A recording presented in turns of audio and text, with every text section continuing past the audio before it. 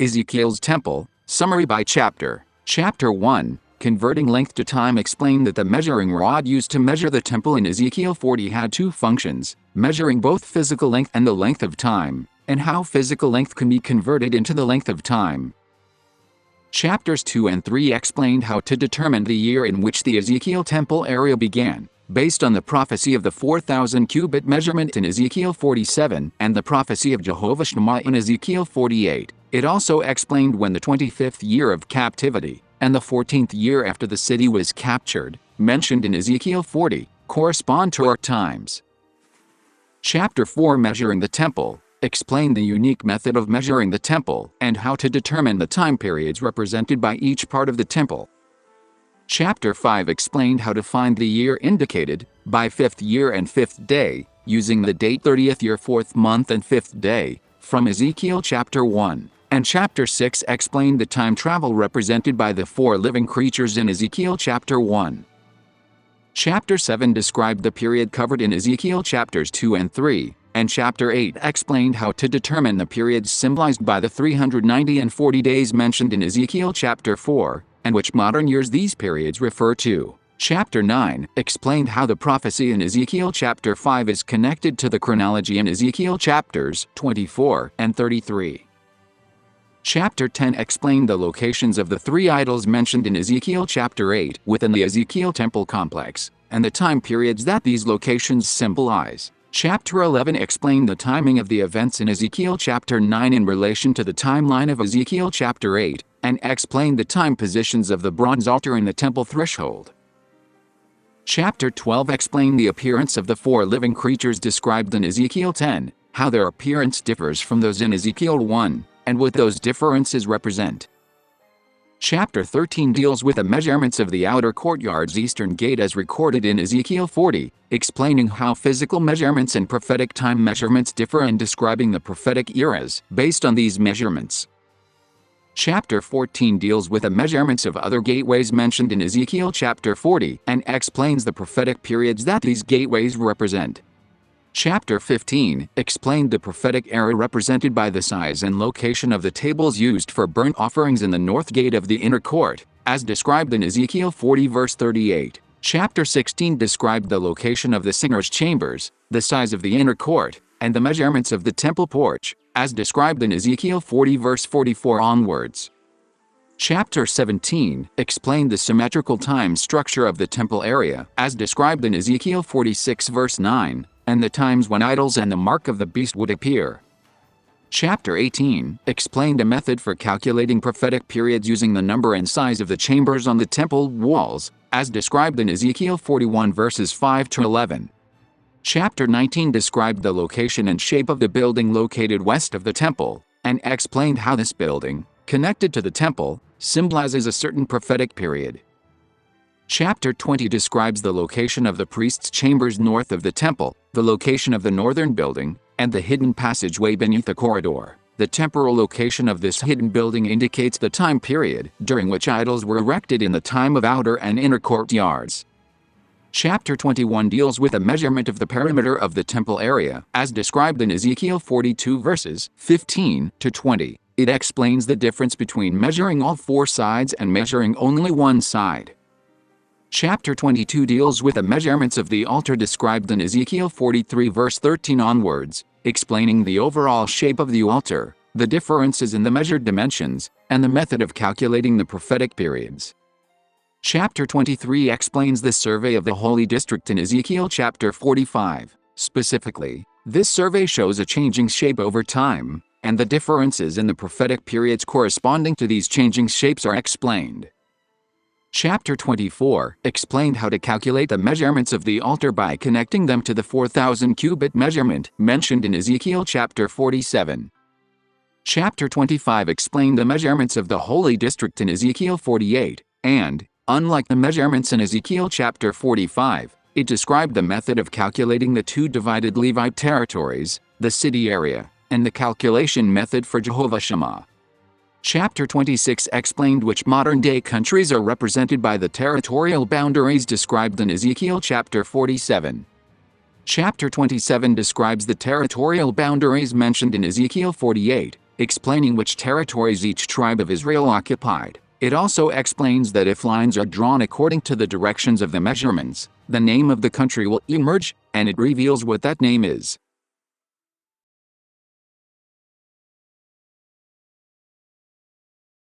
Ezekiel's Temple. Introduction. The Ezekiel's Temple diagram detailed in Ezekiel chapters 40 through 48 is not simply an architectural blueprint, but is a prophecy of what will happen, focusing from 1994 until the end of the world. And also it is a key that can unlock other prophecies of the Bible.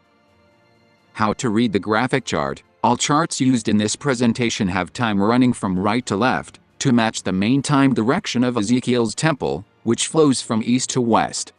Converting length to time. Ezekiel chapter 40 verse 5 and chapter 43 verse 13 describe the size of the measuring reed, which implies a mathematical formula for converting physical distances into distances of time. So, to understand the method accurately, we must use a Bible that is translated as closely as possible to the original text, without artificial additions.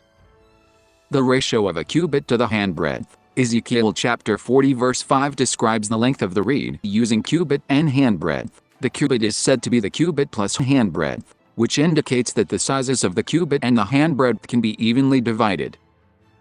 Although there is no set cubit length or handbreadth, the fact that these two are combined to create another cubit unit indicates that the size of this cubit and the handbreadth are proportionally related, according to a certain rule.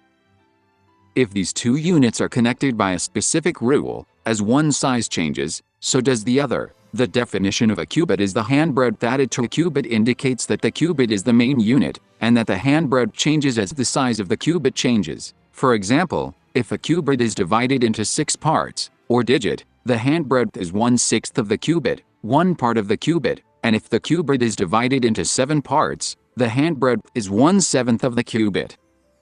6-cubit reed sets the units of the cubit. The length of the reed is said to be 6 cubits, but the length of a cubit is not specified. So, this is not to say that the length of the reed is 6 cubits, but to indicate that the unit of the reed is divided into 6 equal digits. Cubit equals cubit plus handbreadth. After setting the length of the reed, a cubit is said to be the length of a cubit plus handbreadth. In a cubit divided into 6 equal parts, the basic unit is 1/6 of a cubit, and since the cubit and the handbreadth are connected in the same ratio, the width of the handbreadth can also be considered 1/6 of a cubit. Since the length of the cubit has been specified as cubit equals cubit plus handbreadth, the length of the new cubit becomes 1 plus 1/6 cubit. The long cubit used in the 6-cubit reed was 1 plus 1/6 cubits, so when calculated in standard cubits, it becomes 7 cubits. Consequently, the same length of reed would be 6 cubits in the long cubit and 7 cubits in the standard cubit. However, in Ezekiel chapter 40, when measuring the length of the gate, 8 of the locations were 1 reed long, and 1 location was 6 cubits long. Verse 12. This indicates that the measured 6 cubits and 1 reed are not the same length, and shows that these two lengths prophetically represent different length of time. Therefore, the number 7, which is the sum of 6 long cubits, is not intended to be used as a unit of cubits, but rather to define a reed divided into 7 equal parts. Just as a 6-part reed defined the ratio of a cubit to handbreadth as 1/6, a 7-part reed would be used to define the ratio of a handbreadth as 1/7. However, as explained above, since the division into 7 parts does not refer to 7 cubits, unlike the case of 6 long cubits, we do not add 1/7 7 times, but apply it only once because there is only 1 reed. Therefore, the length of the 7 parts reed is length of the reed plus 1/7, which is 7 parts plus 1/7 part. Therefore, a 6 long cubit reed, where uses cubit as a unit, is used for measuring physical distance, while a reed that uses 7 only as a division is used for calculating ratios, thus converting physical length into length of time. Converting length to time. The 6-cubit reed defined the 6 parts cubit, and 7-cubit reed defined the 7 parts cubits. However, the parts used here does not have a fixed length, but is simply a number that divides a given length. That is, a 7-part cubit is not longer than a 6-part cubit. So, it cannot be said that the reed made up of cubits is longer than the cubit. Because the length of a cubit, or part, is not fixed, the number of cubits used on a reed is for determining the number of divisions of the reed, not for determining the length of the reed itself. So the same reed could be divided into 6 or 7 parts. No matter how many equal parts you divide it into, the length of the cubit, or the length of the reed, does not increase. Only the number of equal parts it can be divided into increases. Therefore, the reed does not have the function of multiplying, but rather of dividing. The idea is that dividing the length of a cubit into equal parts does not increase the actual length of the cubit, but rather reduces it by the ratio of the length of the cubit. Therefore, the reed has the function of measuring and dividing equally. If you measure 1 cubit with a reed, the measuring function of the reed shows that the length is 1 cubit, and the dividing function shows that 1 cubit measured is 0.14, which is 1 divided by 7.14. The length of reed, 1 cubit measured here is a physical distance, and 0.14 is a distance in time. 1 plus 1/7 is 50 divided by 7, which shows that 50 cubits is 7 years in time. The most frequently used distance in measuring the temple area is a multiple of 50. The gate passage was 50 cubits, the total width of the outer court was 200 cubits, the inner court was 100 cubits, and the temple itself was 100 cubits. All distances were multiples of 50, indicating that the temple area was measured in 7-year increments. In the calculation of 7 plus 1 over 7 equals 7.142857, the decimal places become infinitely long, so to make the calculation easier, multiply by 0.14 rather than dividing by 7.142857. 1 reed in 6 cubits. When measuring the outer eastern gate, there are 8 places where the measurement is 1 reed, and 1 place where the measurement is 6 cubits. Since the length of the reed is 6 cubits are equal to 1 reed. However, these two measurements are expressed in different number format, so 1 reed and 6 cubits are different. That is, 1 reed is 7.14 cubits, and 6 cubits is 6 cubits as it is. So, the length of time of 1 reed is 1 year, and the length of time of 6 cubits is 0.84 year. The cubit and handbreadth in Ezekiel chapter 43 verse 13. Cubit is the reed, in the measurement of the altar from chapter 43, verse 13, the long cubit was used, but the reed was not used. Since there is no reed, the long cubit itself serves as the basic unit like the reed. In the measurement of the gate, 1 reed is the basic unit and the operator of time. And since the reed was not used in the measurement of the altar, cubit became the basic unit and operator of time. Therefore, just as 1 reed was converted into 1 year, here 1 cubit becomes 1 year. Since the altar was measured entirely in long cubits, except for a span in verse 13, regardless of the ratio between the cubit and the handbreadth that make up the long cubit, 1 cubit is simply counted as 1 year. However, the span was not measured in cubits, so the measurement value needs to be converted. To do this, we need to determine the length of the cubit to be used as an operator, and to do that, we must first define the ratio of the handbreadth. If the handbreadth mentioned here refers to a unit belongs to the 6-cubit reed, then 1 cubit would be 1 plus 1/6 cubits, and if it refers to a unit belongs to the 7-part reed, then it would be 1 plus 1/7 parts. Since the altar measurements did not specify the subdivisions of the cubit, we must use the regulations found in chapter 40. However, chapter 40 applies 2 different sets of subdivisions to the measuring reed, so both sets of ratios must be used. In chapter 40, the reed had the function of converting distance into time, but here, the long cubit performs that function. Therefore, unlike the long cubit in chapter 40, the long cubit here also plays the role of converting time. Therefore, both ratios described in chapter 40, defined by the 6 long cubit reed and the 7-part reed, must be used. A long cubit defined as being divided into 6 parts is 1 plus 1/6 cubits, or 1.16 cubits, and a length defined as being divided into 7 parts is 1 plus 1/7, or 1.14. Since both definitions act as ratios, multiplying them together to combine them results in 1.33.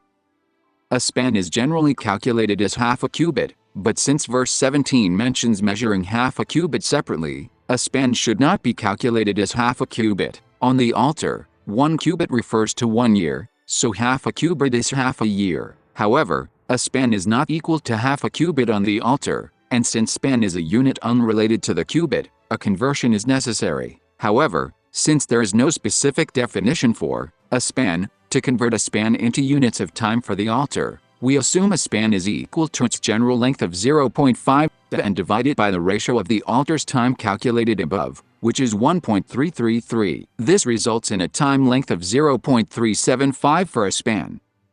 The location where one span is measured. The place the one span is measured is at the edge of the altar base. Positionally, it appears that the span is between the height of the base and the edge, but chronologically, since time flows from east to west, the span comes first and then the base 1 cubit, measuring 1 cubit of base and 1 cubit of edge first, and then the span, shows that the basic unit of this part is 1 cubit. This indicates that this one span is a portion of a 1 cubit interval, and that the remainder before it should be treated as an offset. That is, there is an offset of 0.625 cubits before the altar period begins.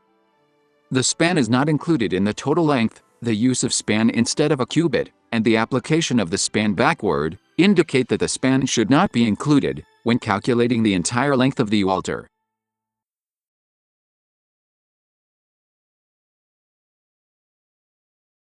The time location of the Ezekiel's temple, the beginning year of the Jehovah Shammah period. Of those biblical references to the time location of the Ezekiel's temple, the one that gives us the biggest picture is the time length associated with Jehovah Shammah, mentioned in Ezekiel chapter 48 verse 35, the very last verse of the book of Ezekiel. The book that follows Ezekiel is Daniel, and Daniel chapter 1 begins in 606 BC, the year Daniel was taken captive to Babylon, which was the first year of the 70-year captivity in Babylon, prophesied by the prophet Jeremiah. Jehovah Shammah means, the Lord is there, indicating that God will be with his people during the time of tribulation. Micah 4:10 says, "For now shalt thou go forth out of the city, and thou shalt dwell in the field, and thou shalt go even to Babylon, there shalt thou be delivered, there the Lord shall redeem thee from the hand of thine enemies," implying that the era of the city represented by Jehovah Shammah begins with the era of Babylon. That makes 606 BC in Daniel 1. The year Jehovah Shammah's 18,000 cubits begins. 18,000 cubits. Since 1 cubit is 0.14 years, 18,000 cubits is 2,520 years. There are two prophetic periods in Daniel chapter 9, the 70 years and the 70 weeks. The 70 years are not a symbolic period but actual years, so it is 70 years as it is. But since the 70-week prophecy is a symbolic period that indicates the time locations of symbolic events, the 490 days of the 70 weeks should be interpreted as 490 years. Subtracting 70 and 490 from 2,520 leaves 1960, and adding 1960 to AD 34, the last day of the 70-week prophecy, gives us 1994. In the survey map of the holy portion in Ezekiel 45 and 48, the section with the city are next to the section with the temple, so 1994 can be seen as the beginning of the Ezekiel's temple. The period from 1960 AD to 1994 is explained in detail in the prophecy of Ezekiel 47. Basic units. Both 70 weeks and 70 years use 7 as the base unit, and the 1960 years from AD 34 to 1994 as 70 cycles of 28 years. The length of the outer court of the Ezekiel's temple is 200 cubits, 28 years. The length of the inner court is 100 cubits, 14 years, and the length of the temple is 100 cubits, 14 years, all of which are multiples of 7 or 28-year cycles. Therefore, this also indicates that 1994, the end of the 70 cycles of 28-year period from year AD 34, marks the beginning of the Ezekiel's temple.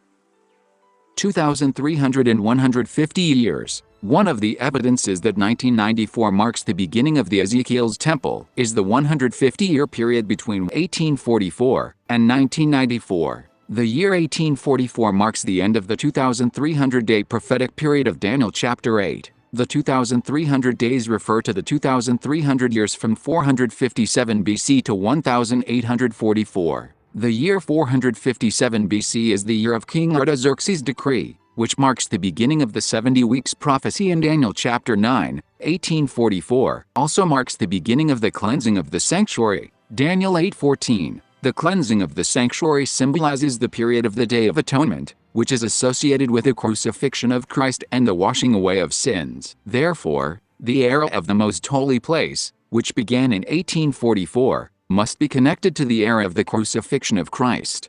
The 150 years connecting these two eras is prophesied in Luke chapter 1.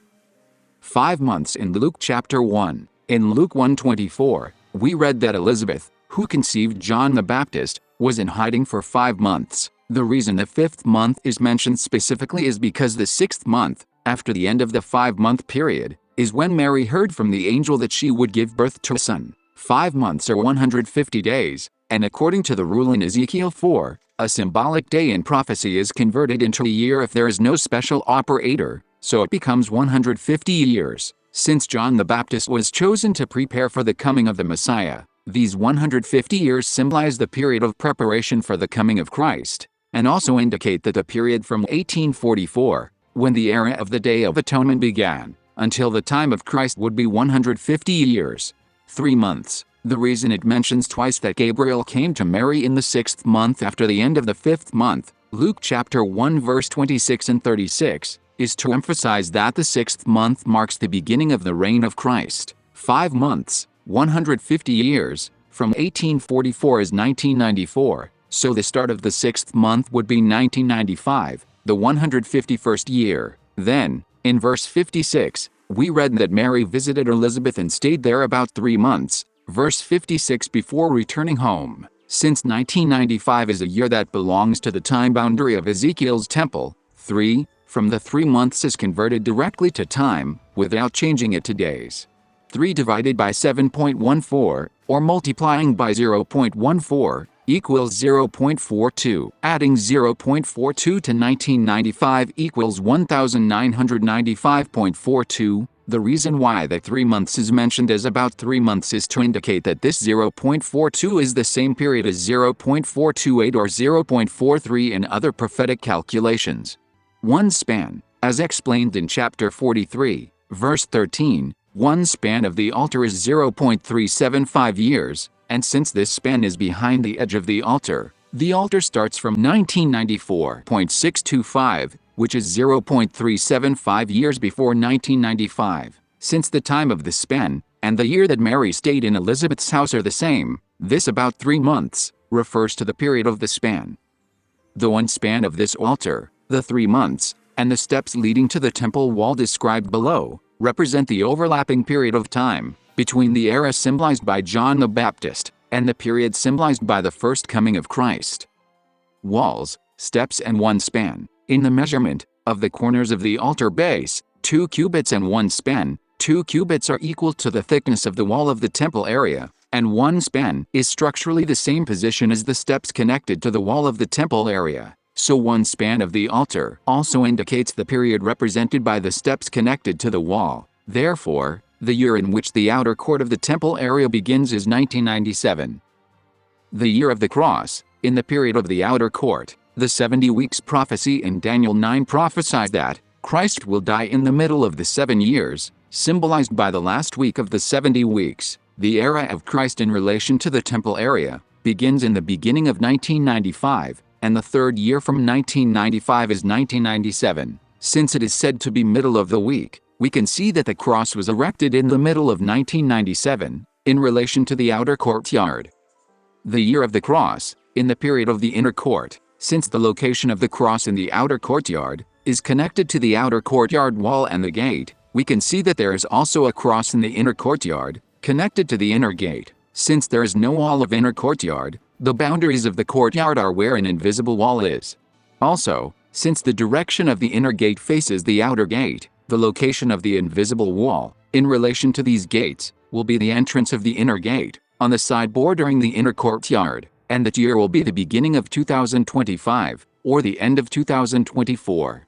Luke chapter 3 verse 23 says that Christ was about 30 years old when he began his public ministry. 1995 to 2025 is 30 years, or from 1994 to 2024. And since the approximate period is mentioned as around 30 years old, the 7 years of the inner courtyard begin at the beginning of 2025, or at the end of 2024. Since the halfway point of the 7 years from the beginning of 2025 is 2027, there will be another time of the cross around the middle of 2027.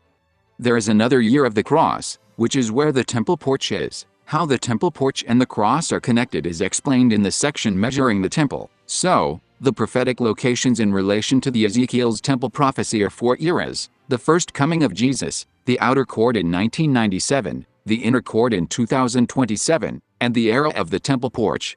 From the wall to the temple entrance. From the wall, there was a paved area, 50 cubits wide, outer gate, 50 cubits long, outer court, 100 cubits long, inner gate, 50 cubits long, and inner courtyard, 100 cubits long. The temple was at the end of the inner court. The total length from the beginning of the outer gate to the entrance of the temple is 300 cubits, 42 years. If we add 42 years to 1997, the year the wall ends, in relation to the altar, we arrive at the beginning of 2039, the year when the temple steps begin. Since the outer court of the temple area begins in beginning of 1997, a precise calculation would make the period from the beginning of 1997 to the end of 2038.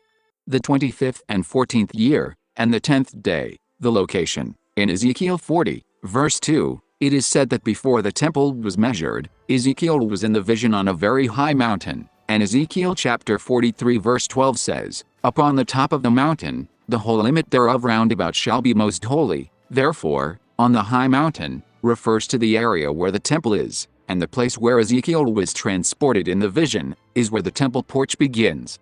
The year in which the temple porch, described above, begins is early 2039. This time was said to be the 25th year since the captivity, and the 14th year since the fall of the city. So, the captivity was in 2014, and the fall of the city was in 2025. If we follow the prophecies in Ezekiel 4 and 24, a more accurate time for the fall of the city should be late 2024, and 14 years from then would be late 2038. And since the year of captivity refers to the year of King Jehoiachin's captivity, we must follow the inclusive counting method, which counts the year of captivity as the first year, following the method of calculating the king's years.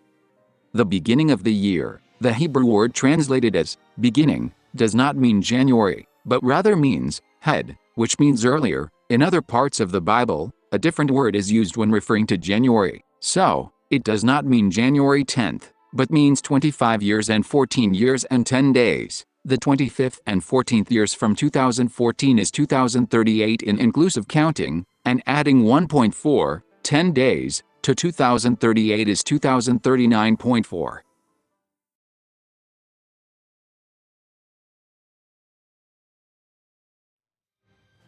Measuring the temple. The special aspect of measuring the temple. When the temple was measured, the width of the entrance door and the one side of the most holy place's door were not measured, and the length of the entrance was measured as 11 cubits. So, there are Bible commentators who say that there is an error in this measurement, but this is not an error or a mistake. There is a special reason why it was measured this way. To understand that reason, we must look at the ratio between the length of the temple and the measurements of doors. The ratio of doors in rooms. Ezekiel chapter 40 verse 4 says that, "Behold with thine eyes, and hear with thine ears." And it says in Ezekiel chapter 44 verse 5, "Mark well the entering in of the house, with every going forth of the sanctuary." That is, the size of the temple gate is related to the sound. If we imagine the sound moving within the open space of the temple, we can see that the size of the gate plays a role in changing the sound, like the shape of a musical instrument. If sound is prophetic time, then the door plays the role of tuning the time. Tuning time of the temple. The length of the most holy place was 20 cubits, and the post of the door was 2 and 6 cubits wide. If we consider that the size of the door controls the length of the place, then the length of the place, divided by the size of the door, becomes the prophetic length of the place. However, in order for this duration to become time, the size of the door must first be converted to time, before the calculation can be made. This is because the operator must be a time, in order for the length to be a time. 6 cubits plus 2 cubits equals 8 cubits, and 8 cubits are 1.12 years. If the length of the most holy place, 20 cubits, is divided by 1.12, it is 17.857 years. If the length of the holy place, 40 cubits, is divided by the doors of 16 cubits in the same way, it also becomes 17.857 years. The length of the porch. In the case of the porch, the width of the entrance was not measured, so we need to find the missing width first. According to the prophetic calculations so far, the location of the temple porch was where the cross of Christ, or altar, would be. In Moses' sanctuary, the place where the altar was located, was also the entrance to the tabernacle. Comparing the temple's entrance with the altar, the length of the porch, 11 cubits, is the same as the height of the altar. If you anchor the height of the altar to the width of the temple entrance, you can see that the horizontal length of the altar can be the length of the temple entrance door. If we calculate the length of the porch, 11 cubits, using the horizontal length of the altar, 17.928 cubits, 17.5 plus 0.428, it becomes 3.426, 3.43. Another way to calculate the width of the entrance door is using 17.857, because the length of time of the holy and the most holy places came out to be the same, 17.857. If you do the calculation using 17.857, you get 3.437. We can take 3.43 as the average of these two results. Narrow window. In Ezekiel chapter 41 verse 26, it is said that there were narrow windows on the sides of the porch, that is, there is a small open space on either side of the entrance wall. Just as making a hole on the pipe of a wind instrument changes the pitch of the sound, this narrow window could be seen as a way to adjust the difference between 3.43 and 3.426, or between 17.857 and 17.928. Calculating as year, month, day. Another way to calculate the time of the doors of the temple is to regard the length, width, thickness of the doors as years, months, days. This is because the dimensions of the doors of the temple can be used like the time the prophecy was given. In that way, the location of the door to the holy place becomes 5th year, 10th month, 6th day, and the location of the door to the most holy place becomes 7th year, 6th month, 2nd day. In the case of the temple porch, because there is no width of the door, it becomes 3rd year, the month, 5th day. There is also a case where there is no month mentioned. In Ezekiel chapter 1 verse 2, the missing month could be found by calculating using 30th year, 4th month 5th day, which was the 6th month. This is explained in the section of Ezekiel chapter 1. If we use the 6th month as the missing width of the temple porch, then the time of the temple entrance becomes 3rd year, 6th month, 5th day. Calculating the time, using year, month, day. The time of the temple entrance was 3rd year, 6th month, 5th day. Since the year the temple porch begins is 2039, the 3rd year indicates that 2039 is the 3rd year, and so, it is June 5th, 2039. If 2039 is the 3rd year, then the 1st year will be 2037, and the 5th year, 10th month, 6th day will be October 6th, 2041, and the 7th year, 6th month, 2nd day will be June 2nd, 2043.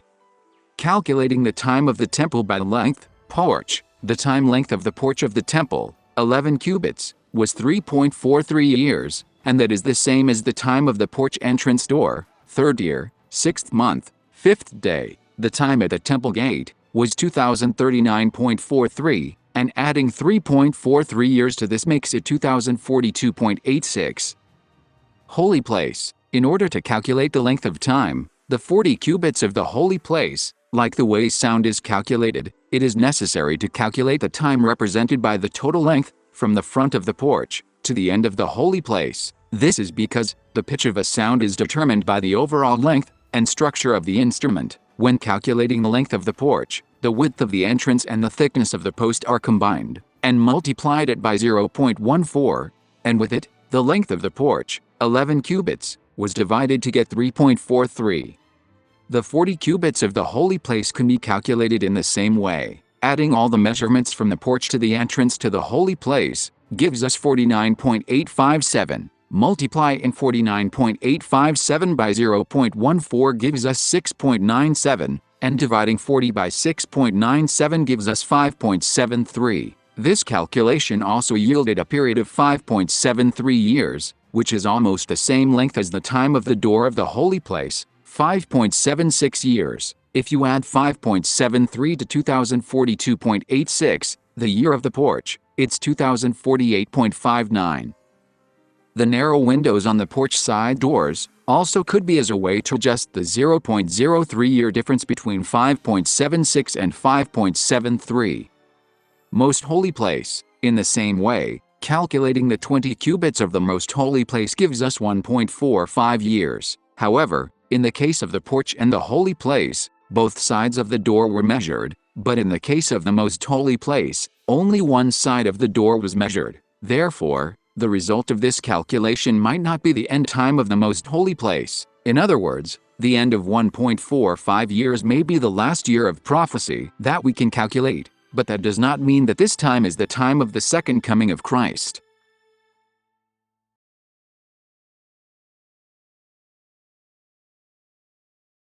The time of Ezekiel chapter 1. Ezekiel chapter 1 verse 1 and 2 presents two different years regarding the year in which Ezekiel received the revelation. One is 30th year 4th month 5th day, with no clue when the counting of years began, and the other is 5th year 5th days, since King Jehoiachin was captured. If we treat the year as the length of the room, month as the width of the door, and day as the thickness of the door, in the same way that is used for measuring the prophetic period of the temple, we get the following calculation.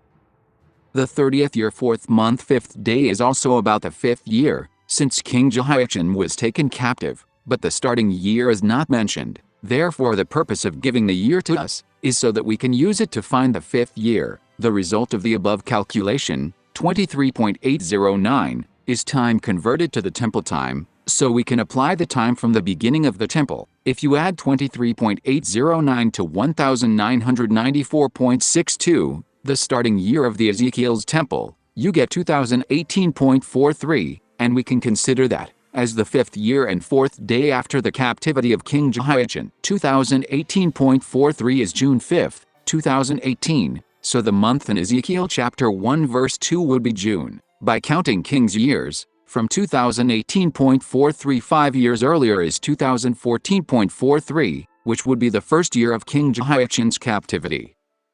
30th year. If 2014.43 is the year of captivity, then the 30th year from then will be 2043.43, using inclusive counting. The first place symbolized by the four living creatures in Ezekiel 1 was the door into the most holy place, and the year was 2043.42. Ezekiel chapter 1, Four living creatures. There is a special prophetic meaning hidden in the appearance of the four creatures. This is because it not only explained the basic appearance of the four living things, but also described in detail the things that change when the four living things move. The faces and wings in particular have important meanings hidden in them. 4 faces and 4 wings. There was a whirlwind appeared from the north, and in it was the throne of God. Then, in verse 6, the image of the 4 living creatures is described as having 4 faces and 4 wings. Since the most holy place in the temple symbolizes the throne of God, the sum of the 4 faces and 4 wings, which is 8, refers to the sum of the length and thickness of the door to the most holy place. Feet and hands. The feet symbolize the end times, according to the prophecies of Daniel 2, and the calf symbolizes Ephraim or Israel. The hands of a man refers to the time in the prophecies in Daniel 7, when the lion that symbolizes Babylon was transformed into a man.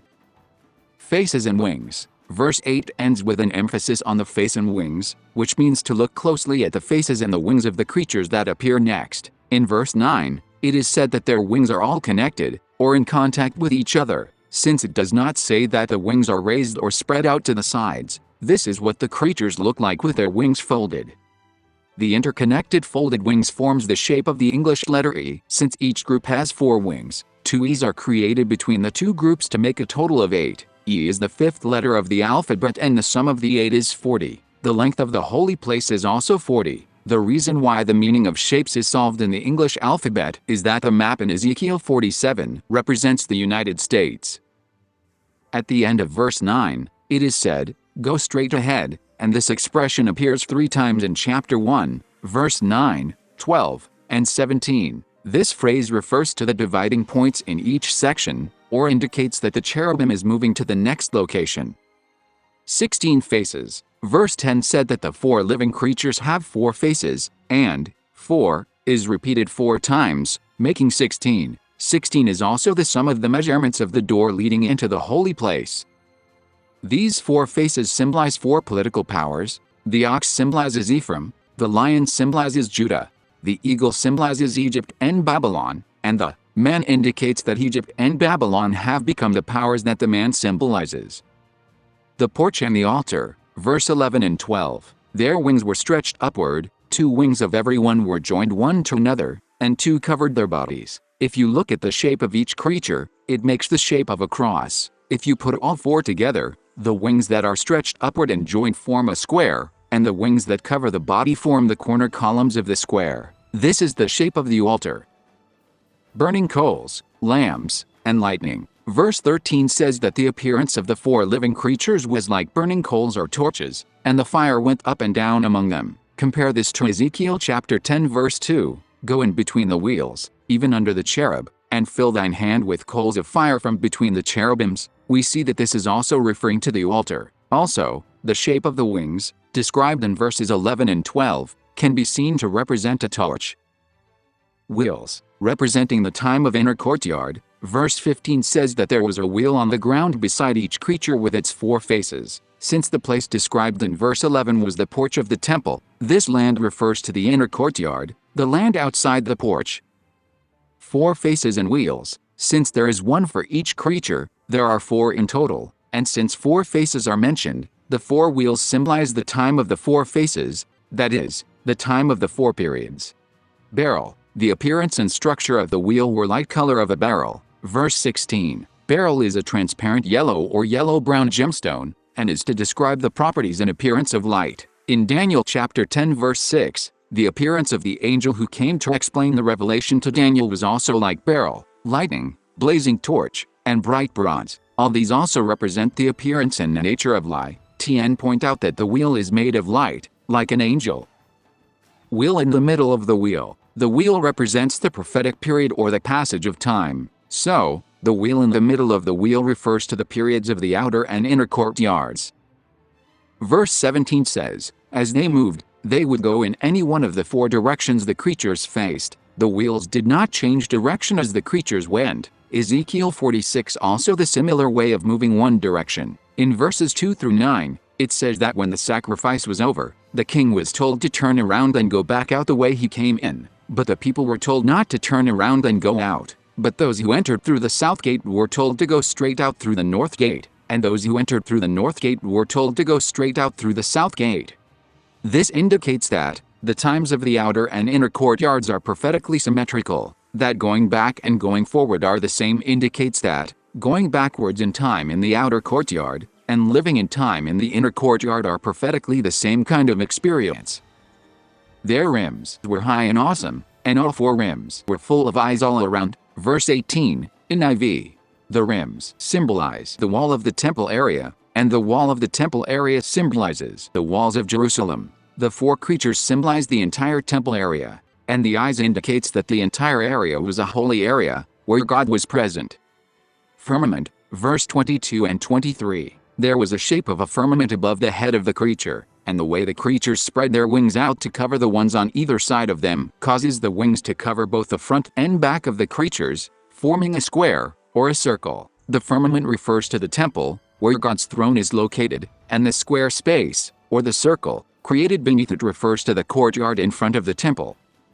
Sound of the wings. Verse 24 says that when they were moving, their wings created sounds of rushing waters and the noise of an army. The rushing waters symbolizes Babylon, and the noise of the crowd and armies indicate that this era will be a time of conflict. In verses 22-23, since the shape of the wings of the 4 creatures represented the inner courtyard, the space where the 4 creatures are moving now is the time of the inner courtyard, and so these sounds represent the events that will be in that time. Lowering wings. Verse 24 and 25 said, they let down their wings twice. Lowering the wings twice indicates that they passed 2 places where they had to stop. The stop indicates that there is a door, and the place where there are 2 doors in the courtyard is the inner gate. The first door is at the entrance, and the second door is in front of the section with 6 rooms. Firmament, verses 26-28, 30 years to the inner gate. Verse 26 again mentions the image of the firmament and the throne of God above it. This place is where the gate's entrance is located, so if we consider the starting point of the gate as the time of this place, then it would be 2018. This year refers to 2018.43, which is what the 5th day of the month refers to, according to the chronology of King Jehoiachin's captivity. In verse 2, the 4 living creatures moved from the year 2043, when the door of the most holy place was located, to the entrance of the inner gate, a total period of 30 years. The end of these 30 years is the 30th year mentioned in verse 1.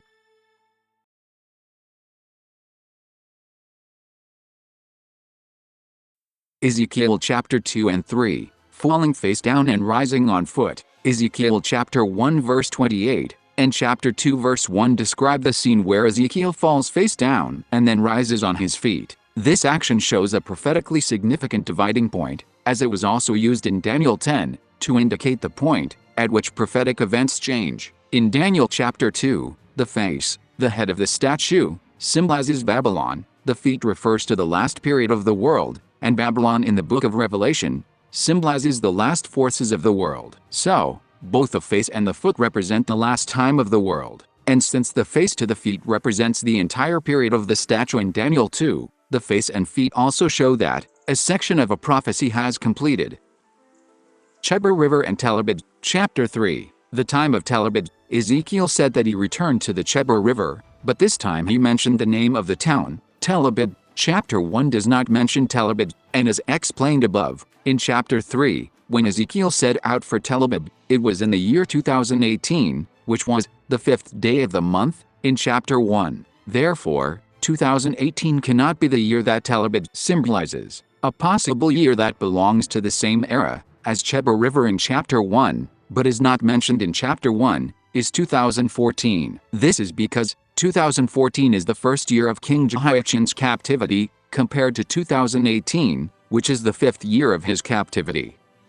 The 7-year periods represented by Tel Abib. Ezekiel arrived at Tel Abib and stayed there 7 days. Ezekiel 3:15. Unless a special method is given, 1 day is counted as 1 year in the prophecy, according to Ezekiel chapter 4. So, these 7 days become 7 years, using the expression at the end of 7 days, in verse 16, to indicate that 7 days have passed, shows that the 7 days are being counted inclusively, and so, this is the beginning of the 8th year, which is the end of 7 years.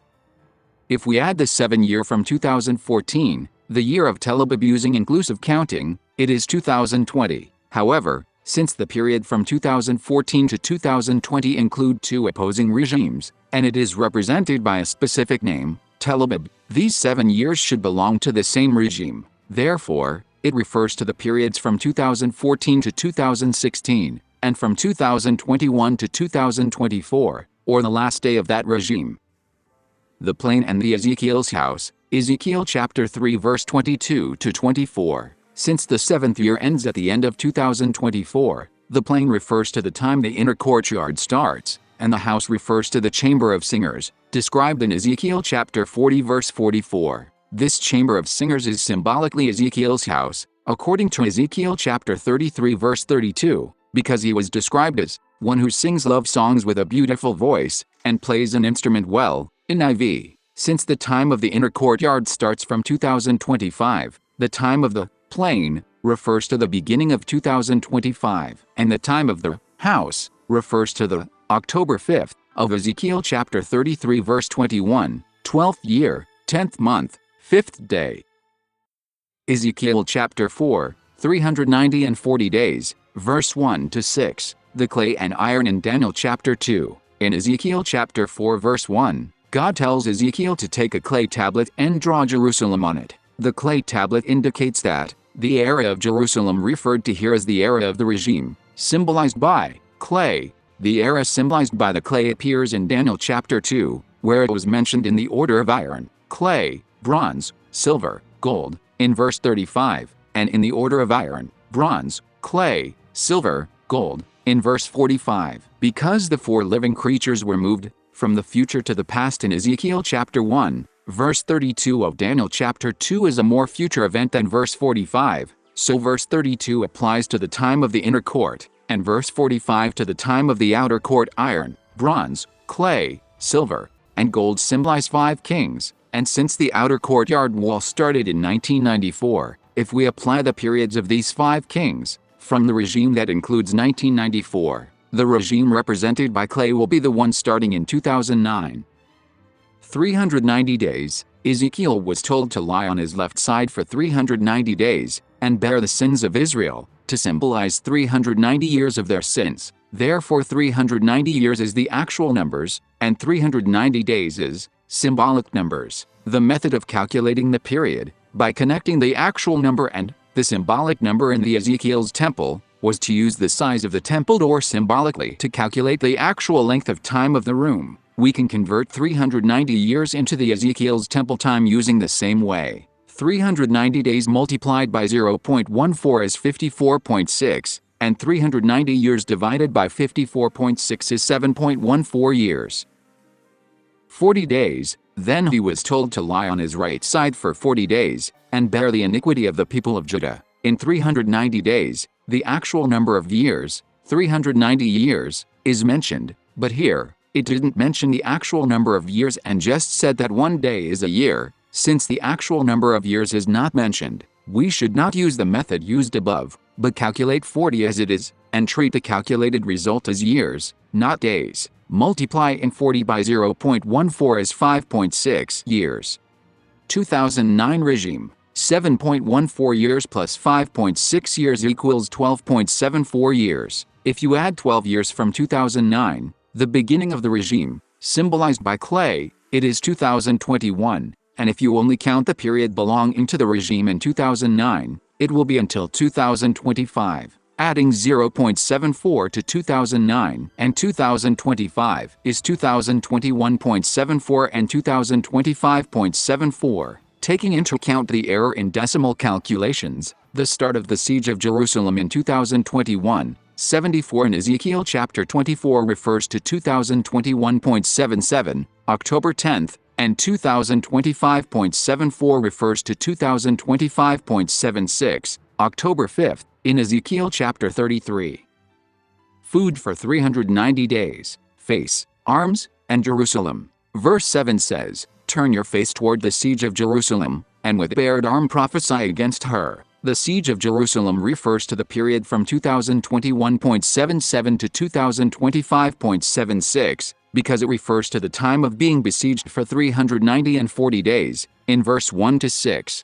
The era symbolized by arm refers to the Media and Persian period, in the prophecy of Daniel chapter 2. So, the face mentioned here indicates that the sieged Jerusalem also symbolizes Babylon, and Nebuchadnezzar, who came to surround Jerusalem, also symbolizes Persia that destroyed Babylon. The overlapping prophecies of the cyclical regimes of Babylon and Persia are prophesied in detail in the book of Zechariah.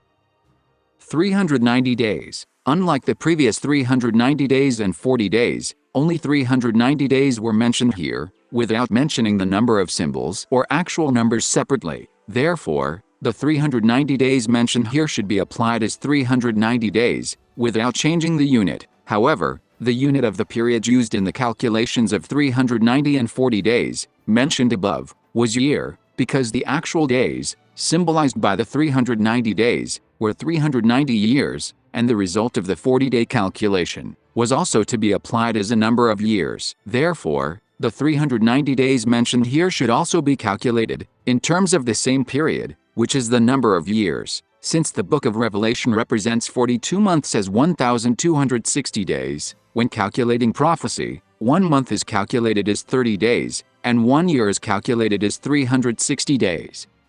Bread and water, verse 9 and 10. Barley, 6 kinds of grain, wheat, barley, beans, lentils, millet and fishes, were mixed and made like a barley rice cake. The 6 grains refer to the period of the 6 kings, and since barley is the second of the 6 grains, this prophecy applies to the time of the second of the 6 kings.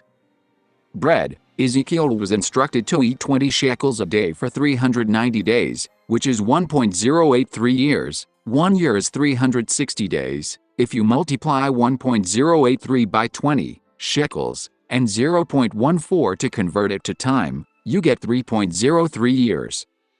Water. Along with the bread, Ezekiel was also told to drink 1/6 of a hin of water a day. If you multiply 1.083 by 1/6 and then multiply by 0.14, you get 0.025. So, bread plus water is 3.0586 years. Ezekiel chapter 5, 1 year. Ezekiel was told to cut his hair and beard, and divide it into 3 parts, each of 1/3, so the total would be 1. However, since verse 3 said that he should set aside a little bit of it, the sum of the 3 parts should be a little less than 1. Since no special operators is available here, 1 is calculated as 1 year, and if you add the 1 year to 3.0586, the duration of the 390 days of bread and water in Ezekiel 4, it is 4.0586 years. Since this 1 should be a little less than 1, the actual length should be considered a little shorter than 4.0586.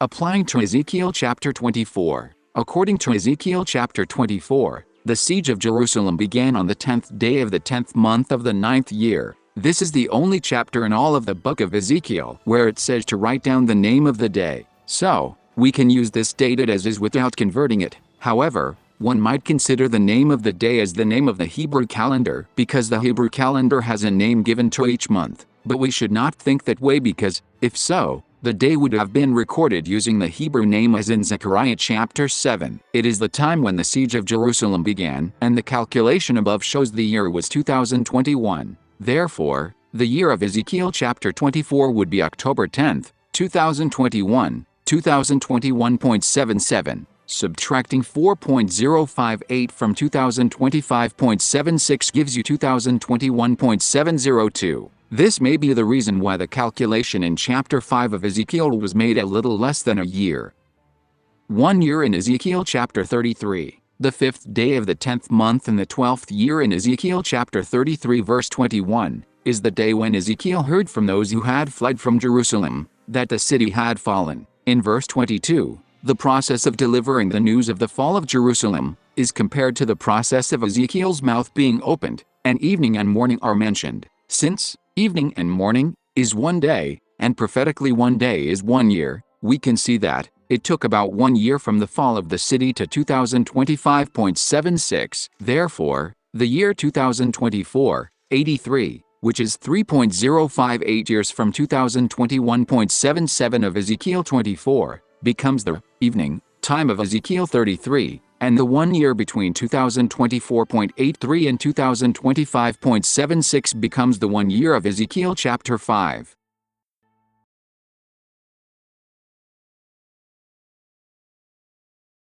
Ezekiel chapter 8 and 9. House of Ezekiel. Verse 1, Ezekiel said that he received the vision while sitting in his house. He had been in his house since the time of Ezekiel 3:24, and he received the revelation of Ezekiel 4 there. Therefore, the prophecy in Ezekiel 8 belongs to the same prophetic period as the prophecies of Ezekiel 4 and 5.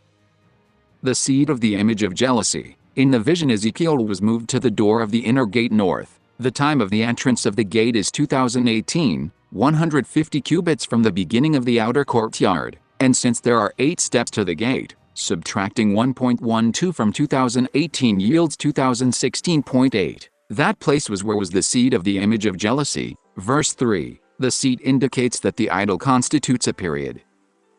The image of jealousy. In verse 5, Ezekiel was asked to look northward, where he saw the idol of jealousy. Since the north from the north gate is the direction to the past, we can see that the idol of jealousy spans a period and was first established before 2016.8.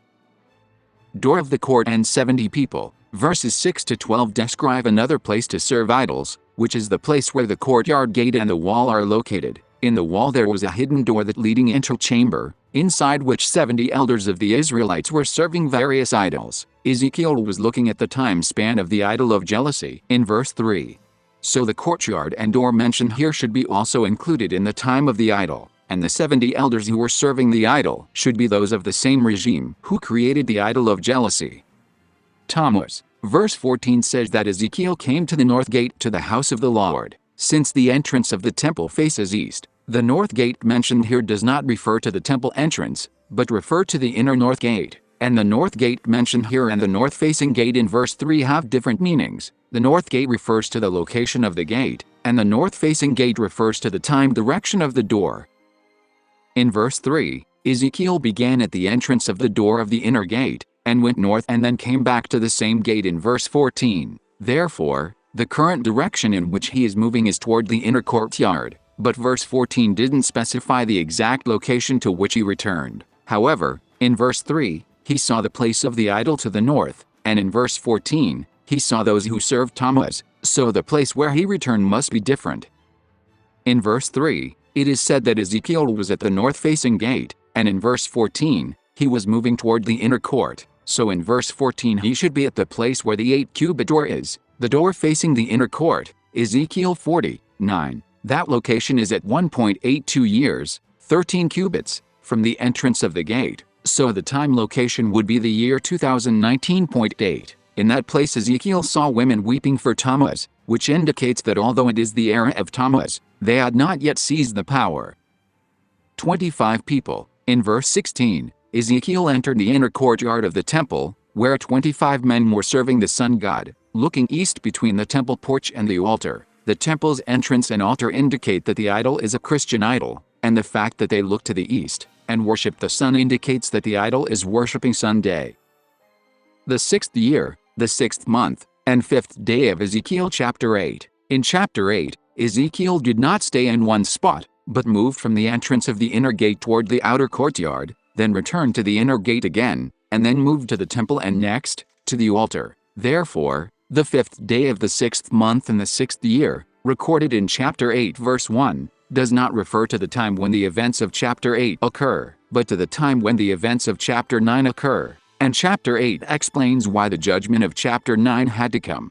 Ezekiel chapter 9, judgment to come in 2 periods of time. The locations of the 3 idols, mentioned in Ezekiel 8, were the wall of the outer court, the inner gate, and the area between the temple and the altar, which include the entire length of the outer and the inner courtyards. Chapter 8 explains why the judgment recorded in chapter 9 should come, and since the temple area is divided into the outer and the inner court, the judgment in chapter 9 must also occur twice. Therefore, the 6th year, the 6th month, and the 5th day, which is the date of chapter 8, should be applied to each courtyard separately.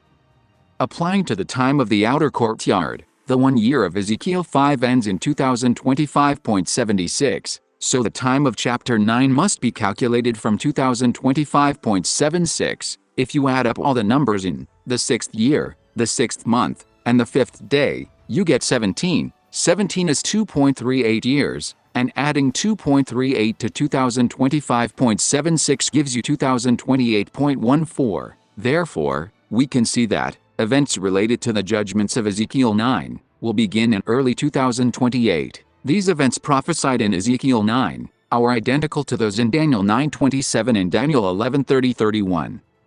Applying to the time of the inner courtyard, in Ezekiel 8, Ezekiel's final location was the area where the porch and altar were located. The year the porch of the temple began was 2039.43, so adding 2.38 to this gives us 2041.81. There were 2 points where the sanctuary of the temple began, the first of which was in the year 2041.76. Since the temple porch had windows that could compensate for the difference in decimal places, 2041.81 can be seen as referring to the year 2041.76.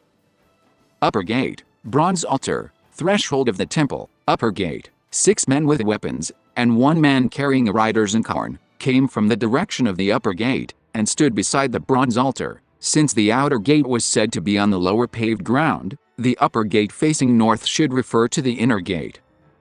6 men. There were 6 people carrying weapons, and 1 person carrying a rider's incarn, which should be total 7 people, but only 6 people were counted. Therefore, when calculating the numbers, we should use 6, not 7. 6 is 0.84, and adding 0.84 to 2028.14, the year of Ezekiel chapter 9 according to chapter 8, gives us 2028.98. This indicates that the events of chapter 9 will take place at the end of 2028.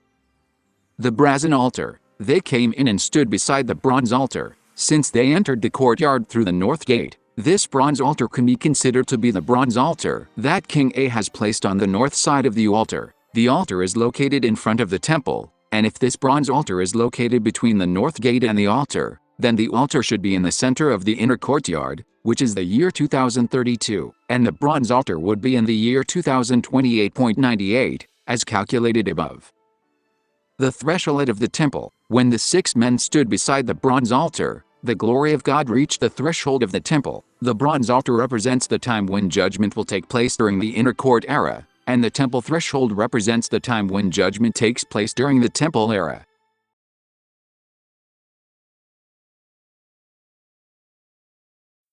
Ezekiel chapter 10, Firmament, Sapphire Stone, and Coals. Chapter 10 is a continuation of chapter 9, re-explaining the events that will occur during the time period described in chapter 9. The firmament symbolizes the king, and the sapphire is the 8th of the 10 precious stones in Ezekiel chapter 28 verse 13. So, the sapphire represents the era of the 8th king. Among the 10 kings revealed in the prophecy of Daniel 11, the era of the 8th king starts from 2017 and 2025. The man clothed in linen was told to take burning coals and scatter them over the city, and in the last verse of chapter 9, the man in linen had finished marking the people. So, the scattering coals over the city indicates that the judgment described in chapter 9 is coming to an end.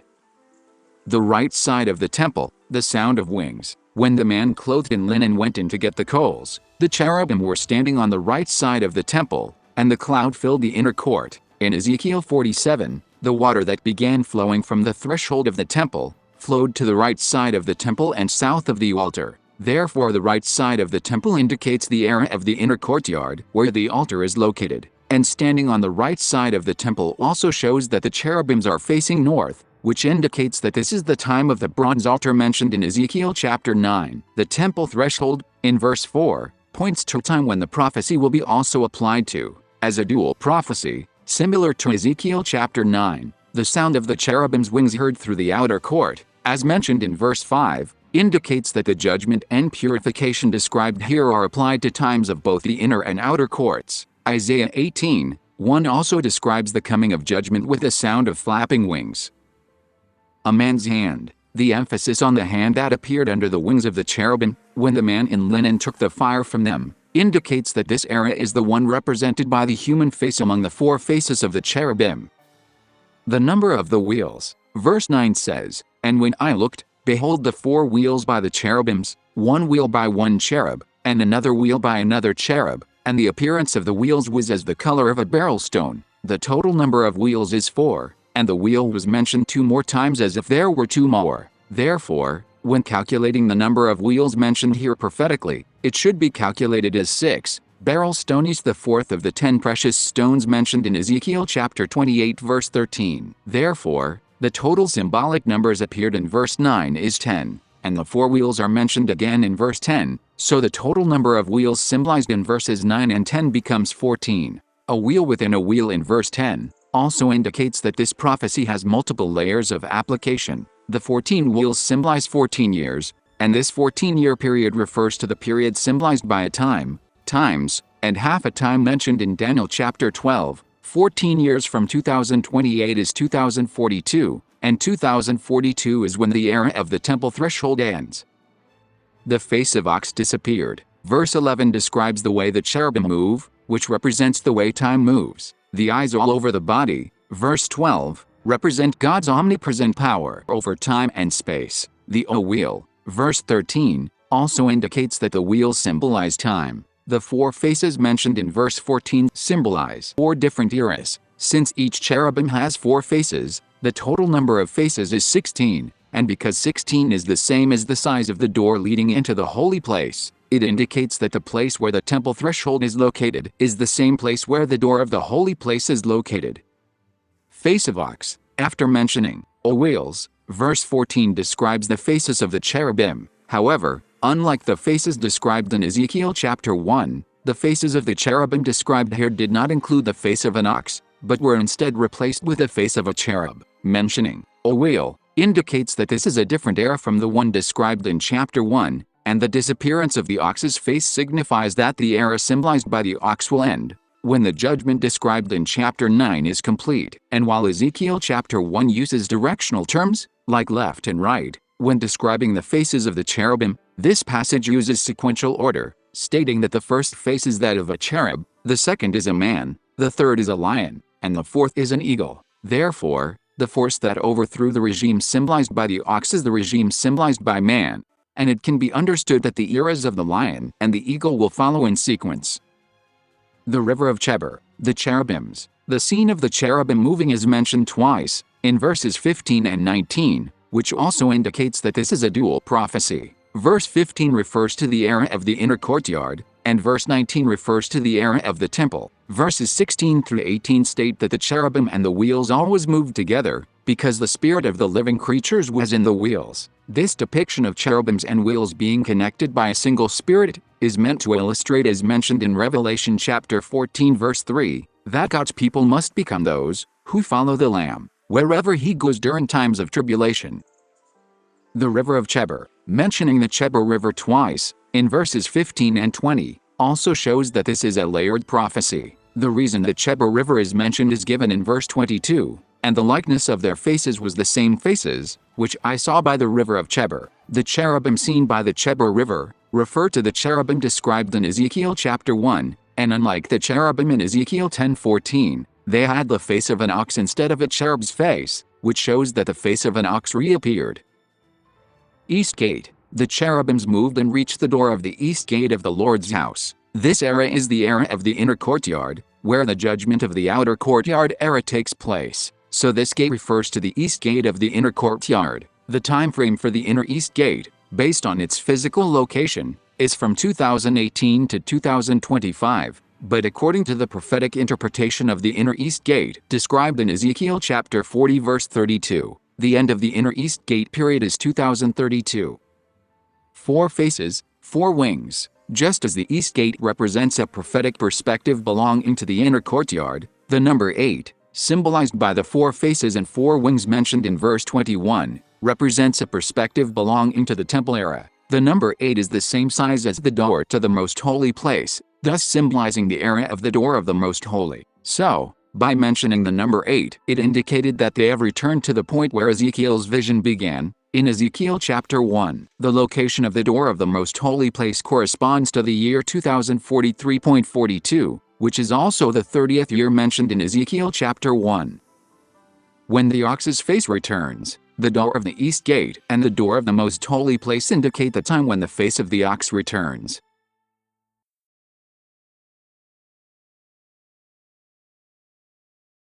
Outer east gate, wall, verse 5, outside the temple area, there was a wall, each 1 cubit thick and 1 cubit high. 1 cubit should not be counted as 6 cubits, as there was a separate section of the gate passage that was measured as 6 cubits. Since a rod is a measure of time, 1 rod should be counted as 1 year. The entrance of the gate, verse 6, normally, to measure the size of a door, you need to measure the length and width of the door, but here, only the length of the threshold was measured twice. Little chambers, porch, door, verse 7, there were little chambers but did not count their number. They are 1 reed long, 1 reed broad, and between the chambers are 5 cubits. Next, he measured the threshold of the gate by the porch. This threshold represented the threshold of the door leading out from the area containing the little chambers. To clarify the location of this threshold, he stated that there was a porch and a door in front of it. Porch of the gate, verse 8 and 9. In verses 8 and 9, the porch of the gate is measured twice, 1 reed and 8 cubits. The fact that the porch of the gate faces inward indicates that the direction of time for this door is toward the direction of the rooms, that is, toward the east. However, since the entrance of the gate faces west, it can be seen that the direction of time at the 8-cubit door is reversed. The little chambers, verse 10. In verse 10, he returns to the area where the rooms are, and it says that there are 3 on one side and 3 on the other side, and they are all the same size. Since the number of rooms is counted, the number of rooms must be included in the prophetic period. Since the number of walls was not counted, the size of the walls is not included in the prophetic period calculation. The entry of the gate, verse 11, the breadth of the gate leading from the courtyard to the entrance was 10 cubits, and the length from the entry of the gate to the entrance leading to the area where the little chambers located was 13 cubits. The 1 cubit space, verse 12, there was a space of 1 cubit in front of the little chambers. When measuring the 2 thresholds, 1 reed each, connected to the 8-cubit door, the distance between the 2 thresholds was not measured, so this 1 cubit should be that distance. When describing each point of the gate, Since the direction in which the explainer moves is from east to west, the front refers to east or west, and south and north are the sides. So, before the little chambers does not refer to the front of each rooms, but to the front of the entire area where these little chambers are located. The 6 cubits, and it says, the little chambers were 6 cubits on this side, and 6 cubits on that side. The length of one side of the little chambers is not 6 cubits but 1 reed, and 1 reed is not 6 cubits. So these 6 cubits do not refer to one side of the chambers. In the King James translation of verse 12, if we leave out the word were, which is not on the Hebrew Bible, it also means there are little chambers, and then 6 cubits on one side, and 6 cubits on the other. That is, these 6 cubits are on the opposite side of the entrance. If you follow the order of measurement, you start from in front of the little chambers area, and measure 1 cubit, then 1 cubit, the opposite side, then the little chambers area, then 6 cubits, this side, and 6 cubits, that side. In other words, it is moving as if measuring all 4 sides.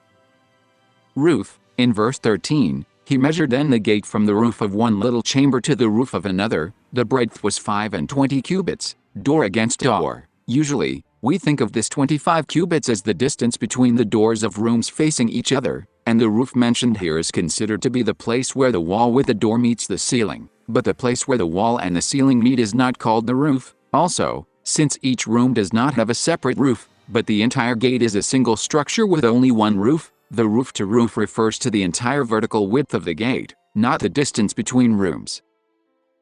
Door against door indicates that the location of each door is the same as the location of each end of the roof, which means that the room doors should be on the outer sides of the building. Ezekiel chapter 44 verses 1 and 2 states that only God and the king could enter the eastern gateway, and that no one would enter through it. So it is unlikely that the workers living in the gate rooms used the gateway to enter their respective rooms. 60 cubits posts, verse 14. Most Bible translations paraphrase Ezekiel chapter 40 verse 14, changing 60 to 20, or interpreting it as referring to the height of the gateway, but this is unnecessary. When describing this posts, it used the word made rather than measured, as in other places, which indicate that this posts is not included in the original drawing of the gate, and is only for a specific time period. The post of the court. There are only 2 posts measured along the gate, and these are not called post of the court. Therefore, the post of the court are not the posts in the gate. About a gate does not refer to a specific direction, but rather to the area around or perimeter where the gate is. A place that is not included in the basic structure of the gate, such as this 60-cubit posts, but has a courtyard-like place related to the gate, is at the inner gate of south, mentioned in verse 30. This courtyard-like place is called arches, and was 25 cubits long, and 5 cubits broad. But since this is an area separate from the entrance to the gate, this area must be a bordered space like the courtyard. The 60-cubit posts that started from the east gate is connected here. This place is not referred to as a square, but as a roundabout, and because the measurement is calculated based on the method of measuring the gates, the time for this place is calculated as 30 cubits, 4.2 years. The roundabout in Ezekiel 41 verse 17 is by measure, so all 4 sides must be calculated. The starting point of the 60-cubit posts, in verse 13, 25 cubits were measured from roof to roof, and in verse 12, the last place measured was a space of 6 cubits. This 6-cubit space is an empty space, and since it doesn't say how many 60-cubit posts there are, it can be assumed that there are 2, one for each 6-cubit space. The place where there is a 6-cubit space is where the gate begins, and when measuring the gate, only the 2 thresholds of that place were measured and the length was not measured, which can be seen as an attempt to connect the 6-cubit length to this posts. Therefore, the starting point of the 60-cubit posts is 1997. The gate was measured only in 2 dimensions without height, except the roof in verse 13, which indicate that the measurement of this roof and the 60-cubit posts connected to the roof are not part of the gate. 2 posts. Since there are 2 6-cubit spaces, there are also 2 60-cubit posts, and these 2 60 and 6 cubits posts symbolize the 2 idols in the courtyard. If you convert 60 cubits into time, it is 8.4 years, and since there are 2 posts, it becomes 16.8 years in total. 16.8 years from 1997 is 2013.8, and since the posts is connected to the 25 and 5 cubit, 4.2 year, space of the inner gate of south, adding 4.2 years to 2013.8 makes 2018, and 2018 is the location where the inner gate begins. If you add 7 years, the length of the gate, it will be 2025. Gate and windows, verses 15, 16, narrow window, the entire length of the gate was 50 cubits, and verse 18 says that the length of the gate and the length of the paved yard were the same. Verse 16 says there is a closed window, but prophetically it would be more accurate to translate it as narrow window, as in the King James Version. This is because Ezekiel's temple prophecy measures the passage of time by comparing it to sound. In the case of wind instruments, if all the tone holes are closed, it is equivalent to having no hole at all, so a completely closed window is equivalent to having no window at all. Therefore, for these windows to have a prophetic meaning, it is more appropriate to translate them as narrow windows, that is, slightly open windows. It says, the windows are round about inward, which meaneth that the window is open inward, and the direction of time is inward. Depending on the position of the window, the direction that inward points to may vary, but since the outer east gate faces west, directionally inward points to the direction of the inner courtyard, that is toward the future. The slightly open window indicates that the error in the time of the overall measurement is compensated for. The palm tree symbolizes royalty and victory, and it indicates that during the time period of the gate, a special proclamation of the gospel will take place.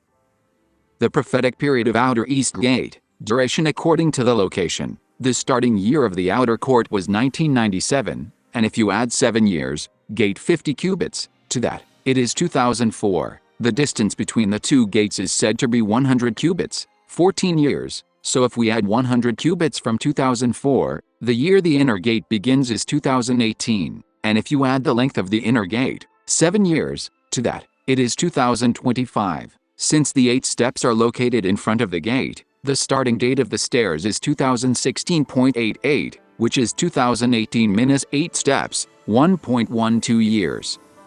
The duration according to the order of the measurement, converting all the measured parts of the gate into time and connecting them results in the following chart. The 60 cubits posts in verse 14 is not included here because they are not part of the basic structure of the gate.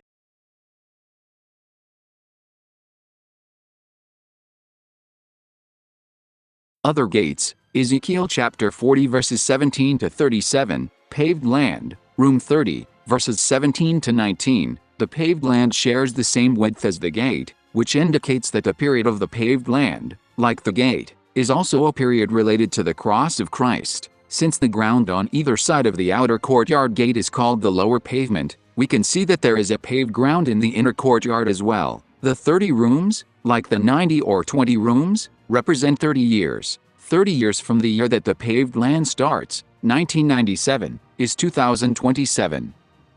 East and north, when he measured the 100 cubits, he said, 100 cubits eastward and northward. The two directions mentioned, east and north, are intended to indicate the direction of movement when calculating prophetic periods. This is further explained in the section of other gates below. Time according to the physical locations. The locations of the outer gates in Ezekiel 40 begin from the inside of the temple area wall, with one on each side, east, north, and south. The inner gate starts 100 cubits from the outer gates in each direction, and inward from the inner gates there is a courtyard 100 cubit long and wide. The 50 cubit wide area with the outer gate is called the lower pavement, and there are 30 rooms within it. Since there is a lower pavement, there must also be a higher pavement, but the higher pavement was not surveyed. However, since the area covered with pavement is an area with a gate, topographically, other areas covered with pavement should also be areas with a gate. The reason why other paved lands were not measured is because, unlike the topographical location of the lower pavement, the location of the prophetic time, of the higher pavement, is not regular. If we measure the distances only horizontally, the wall of the outer courtyard begins in 1995, the outer courtyard begins in 1997, the inner courtyard begins in 2025, and the temple entrance begins in 2039.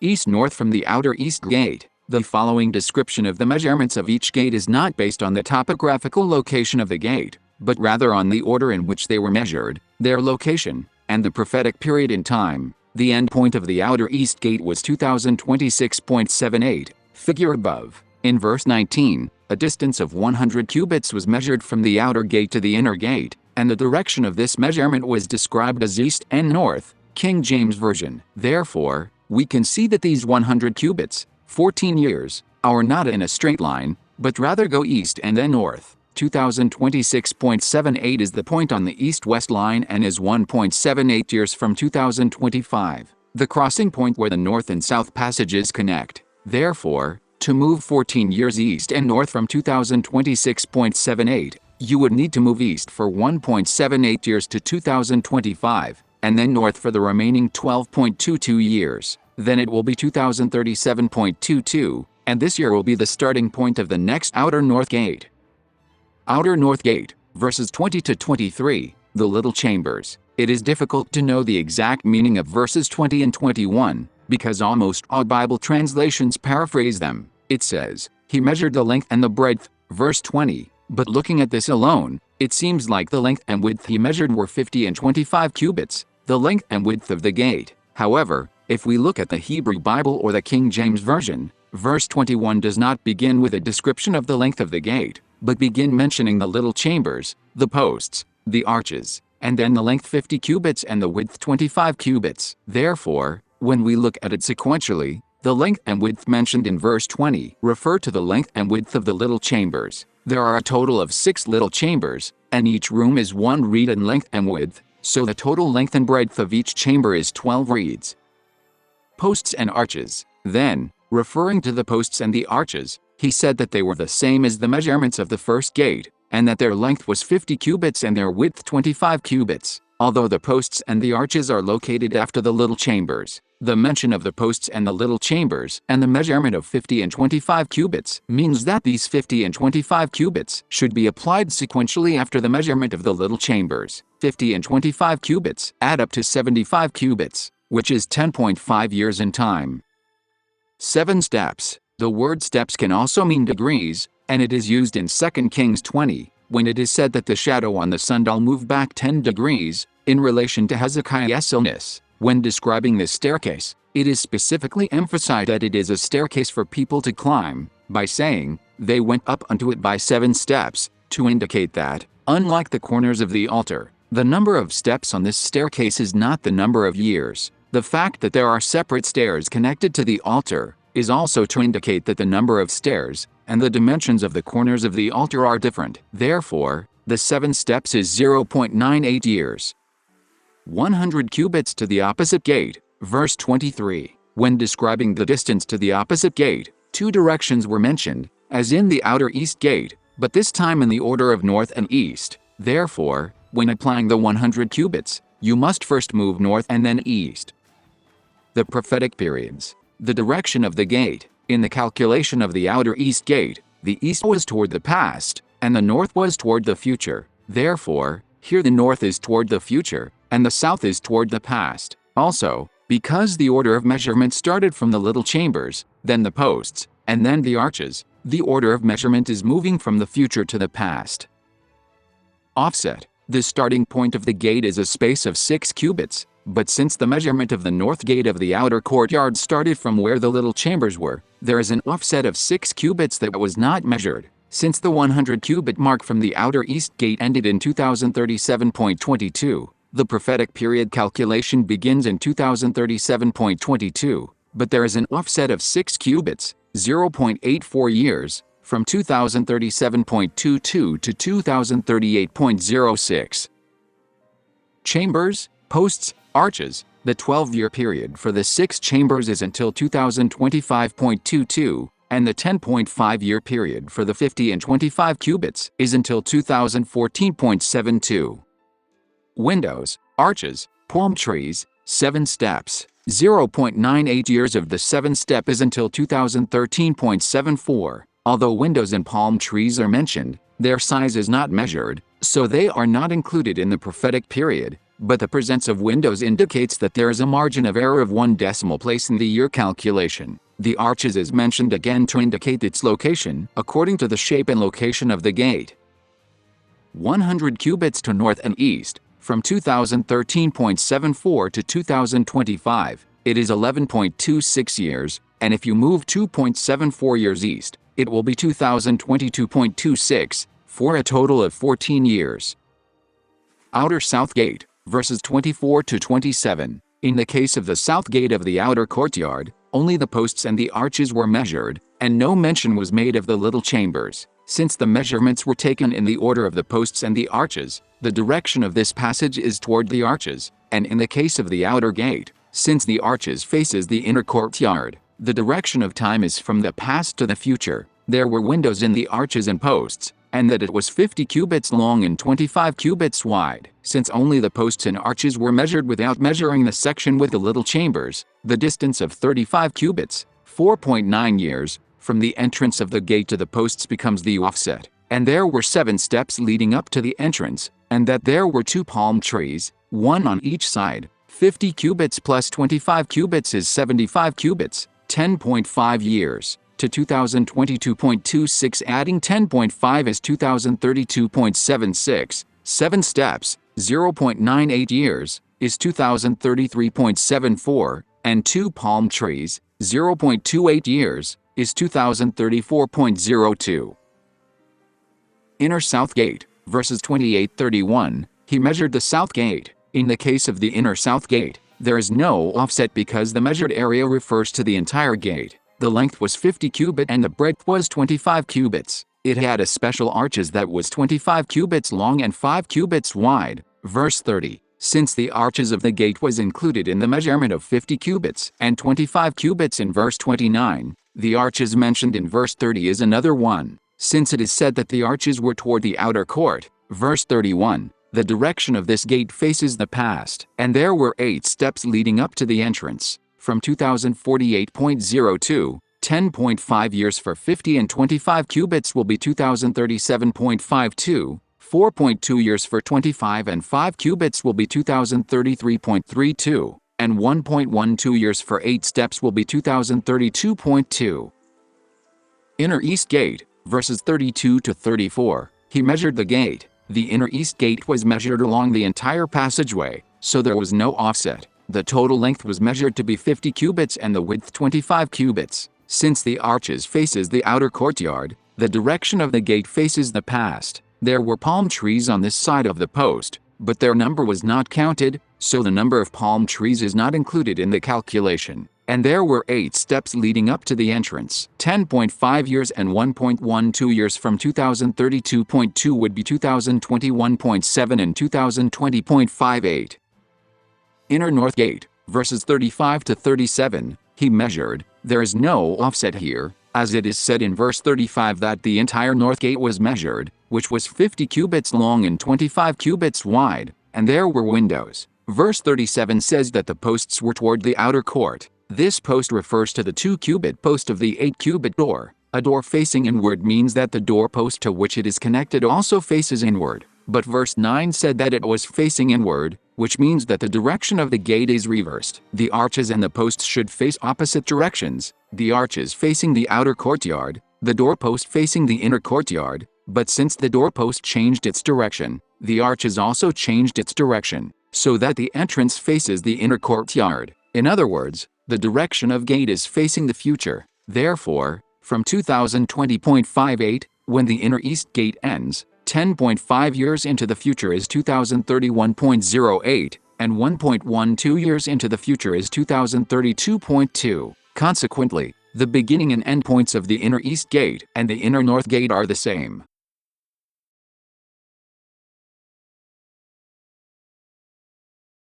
Tables in the inner north gate. Ezekiel chapter 40 verses 38 to 46. Washing room. There was a room with a door next to the post of that gate, and that is the room for washing the burnt offerings. This post refers to the place where the 8-cubit door is. 8 tables.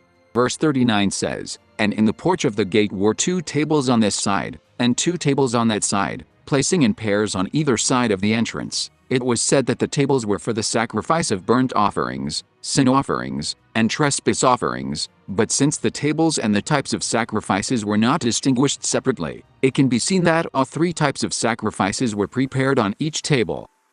Verse 40 mentions 4 other tables, and at the side without, as one goeth up to the entry of the north gate, were 2 tables, and on the other side, which was at the porch of the gate, were 2 tables.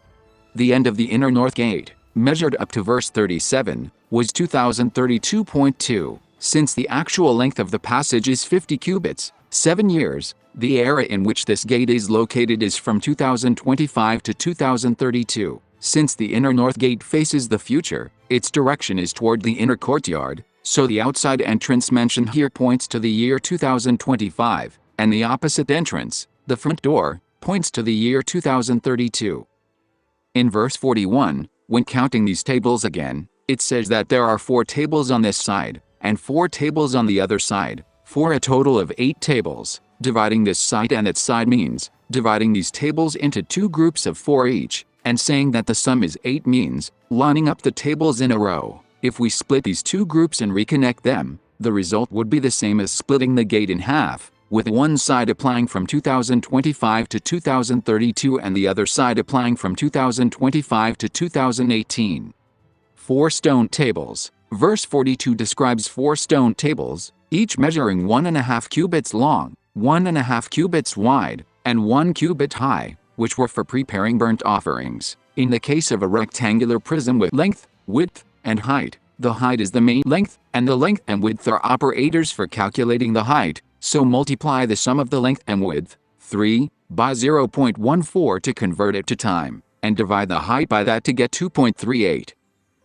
In the period from 2025 to 2032, since 2032 is the year of the entrance, if we apply 2.38 years to the past twice, the position of the first table will be at 2027.44 and the second table will be at 2027.44. In the period from 2025 to 2018, since the entrance is at 2018, if we apply 2.38 years to the future twice, the position of the first table will be at 2020.38 and the second table will be at 2022.76. If we apply this to the future, the 8 tables would cover the periods from 2025 to 2032 and from 2032 to 2039.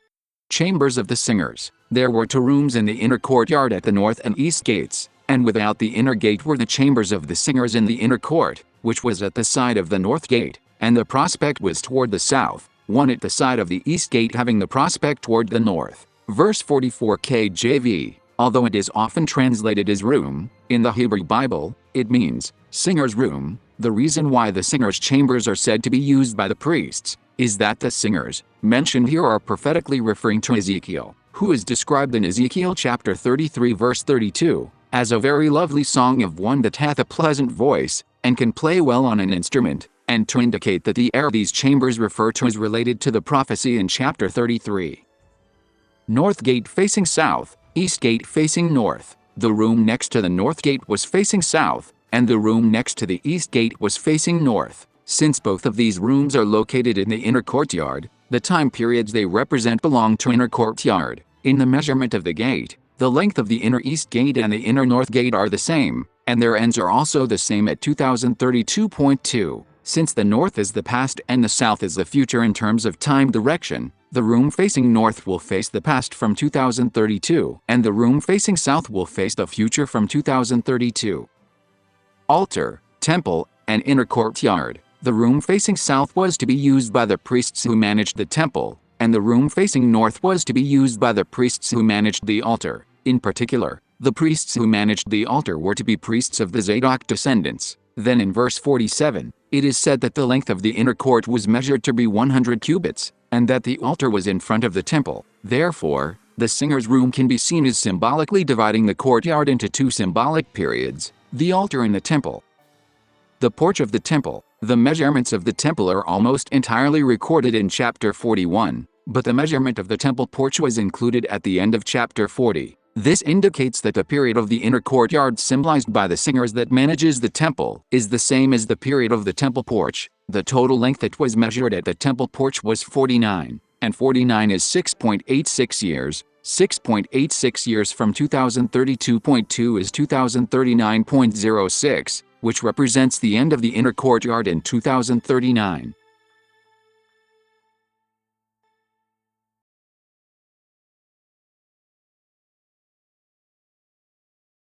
Symmetrical structure. The direction of the gate. In the case of the east gate, the outer gate faces west because its entrance is to the west, while the inner gate faces east. On the contrary, this reversal of direction indicates that the time of the inner gate can also flow in the opposite direction. King and the people. Ezekiel 46:8-9 describes the gates through which the king and the people came to offer sacrifices. The king was told to enter through the east gate and to exit through the same gate he entered through. However, the people were told to go out through the north gate if they entered through the south gate, and to go out through the south gate if they entered through the north gate. This movement refers to the flow of time. However, because there is a courtyard between the south and the north gate, it seems like it would take longer for the people to get out than the king, but this is not the case. In the temple area, time is measured from the east gate, because the east gate is the gate used by God. Therefore, the distance the king moved becomes the distance everyone moved. In the case of the king, if he enters through the passage and then exits again, the distance he moves is twice the length of the passage. Although the place where the king stands is said to be the post of the gate, since it is said, "The gate shall not be shut until the evening," the time is calculated to the end of the gate passage regardless of the king's position. Since the people also should move the same distance as the king, the distance the people move does not include the inner courtyard. History repeats itself backwards. As a result, if you only look at the moved area, it looks like there are two gates connected. One will be in the outer courtyard, and one in the inner courtyard, centered around 2024 and 2025. Since the temple must have been located at the end of the inner courtyard, in all directions, the experiences of the king and his people, when viewed only in the direction of time, will be look like images shown below. Consequently, it shows that the history of the outer courtyard repeats itself in the opposite direction during the inner courtyard era. The mark of the beast and the mark of the idol. Daniel 9:27 says, "Then he shall confirm a covenant with many for 1 week, but in the middle of the week he shall bring an end to sacrifice and offering, and on the wing of abominations shall be one who makes desolate, even until the consummation, which is determined, is poured out on the desolate." KJV. If no special operator is given, 1 day is counted as 1 year, so 1 week is 7 years, and half week is 3.5 years. The middle of the week is 3.5 years from 2025, which is year 2028. Therefore, we can expect that the mark of the beast of the inner court era will be set up around that time. For the same reason, and also according to the symmetrical structure of the gate, it can also be seen that the mark of the idol in the outer courtyard was erected around 2021, which is 3.5 years backwards from 2025.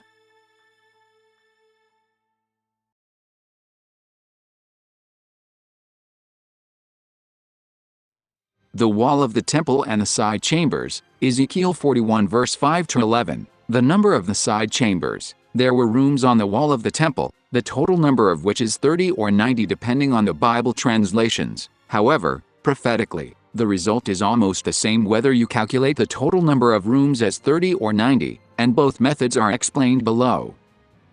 The side chambers are separated from the temple wall. These rooms were said to be adjacent to the temple wall, but not to have penetrated into the temple wall, which means that the wall have an independent time structure. Most English translations imply that there is some kind of wall or pillar between the temple walls and these rooms, but this is a paraphrase comparing them to Solomon's temple.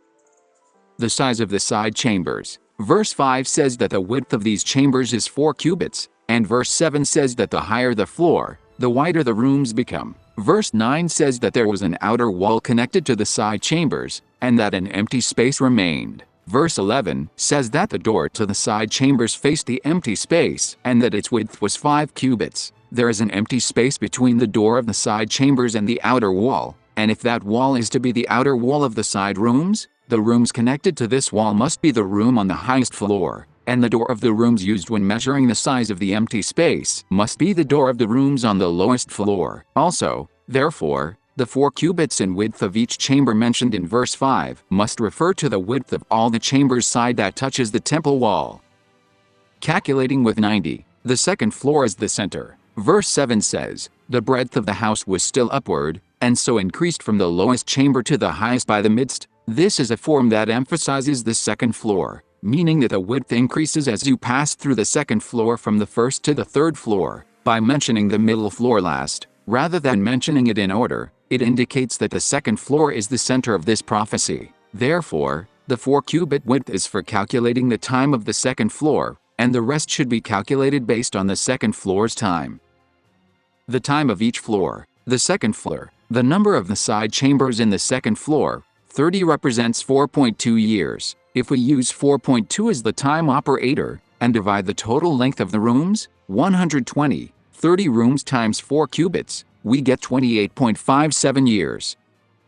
The first and the third floors. As the structure of the temple area gets longer as it goes further back in time, the second floor as the center, the third floor becomes the past, and the first floor becomes the future. Time is supposed to flow from top to bottom. Comparing the width of the front of the temple, 100 cubits, the court around the temple, 20 cubits, the wall connecting the side rooms, 5 cubits, and the open space in front of the side rooms on the first floor, 5 cubits. We can see that the length of the rooms on the first floor should be 4 cubits long. The width was measured as 4 cubits. The length of the second floor should be 6.5 cubits, and the length of the third floor should be 9 cubits long. Therefore, the time in the first floor room is 4/9 of the time on the second floor, and if you multiply 28.57 by 4/9, you get 12.7 years. The first floor is connected to the 6-cubit foundation, verse 8. And when measuring the side chambers, it was measured connecting to the temple wall of 6 cubits, so adding total 12 cubits, 1.68 years,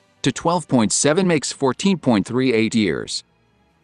The third floor is proportionally 2.59 longer than the second floor, so multiplying 28.57 by 2.59 gives 7.93, and adding 7.93 to 28.57 gives 36.5. Therefore, the 36.5 years represented by the third floor are from Roosevelt to 1996.5. The 28.57 years on the second floor are from 1996.5 to 2025.07, and the 14.38 years on the first floor are from 2025.07 to 2039.45. Although it is divided into floors, the structure is such that all 90 rooms are connected in a single row, and the way the room sizes change does not change by floor but gradually as a whole. So the point at which each floor is separated should be viewed as an approximate time.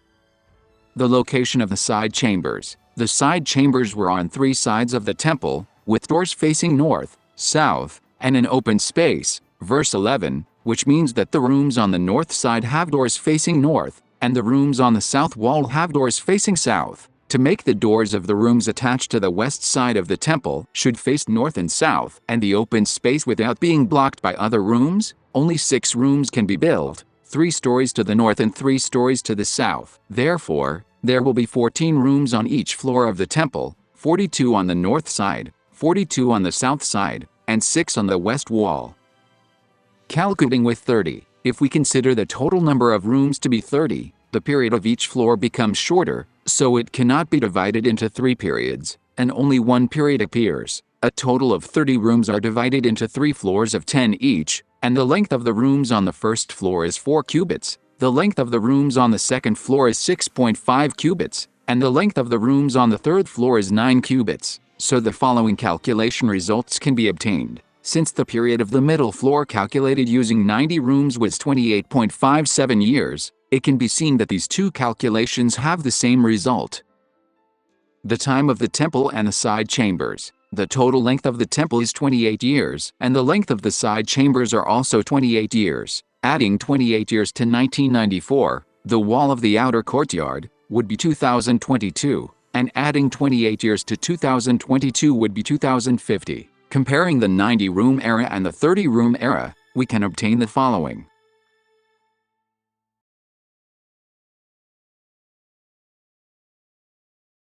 The west side building and the temple, Ezekiel 41 verses 12 to 26, width 70 cubits, length 90 cubits, verses 12 and 13. Behind the western side of the temple, there was a building 70 cubit wide, 90 cubit long, and its walls were 5 cubit thick, verses 12. To know which direction of the building, the length and width mentioned here refer to, we must compare them with verses 10 and 13. Verse 10 said that there was a courtyard 20 cubits wide around the 3 sides of the chambers. Verse 13 said that the length of the temple was 100 cubits, and that the separated place, the building, and the wall combined were 100 cubits. The separated place refers to the courtyard on the west side of the temple, among the 20-cubit courtyard surrounding the temple on 3 sides. The building refers to the western building, and the wall refers to the wall of the western building. Since the wall of the west building is said to be 5 cubit thick, it should be 10 cubits on each side, and the 20-cubit courtyard next to it should be 100 cubits. So the width of 70 cubits is the east-west width of this building,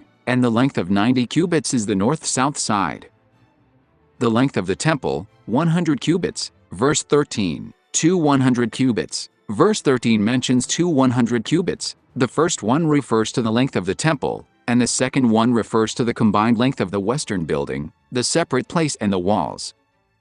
Overlaps in the measurements. If you consider the size of the chambers on the wall of the temple mentioned in verses 9 to 11, the actual length of the temple becomes 104 cubits. The length to the temple including the wall is 90 cubits, and if you add up the 9 cubits of the longest chamber, it is 99 cubits. Since the walls of the chambers are 5 cubits, the total becomes 104 cubits. As a result, the measurements of the width of the wall of the west building and the wall of the temple chamber overlap. However, when measuring the temple it didn't mention the sections that belongs to the temple area, but concerning the western building it mentioned each section, the building, walls, and courtyard separately. So, we can see that in the part where the wall of the west building and the wall of the temple chamber overlap, the wall of the west building takes precedence. That is, in the overlapping area, the wall of the west building is calculated as 5 cubits, and the wall of the temple's chambers is only calculated as 1 cubit. So, it can be seen that it was intentional that the length of the temple was measured as 99 cubits.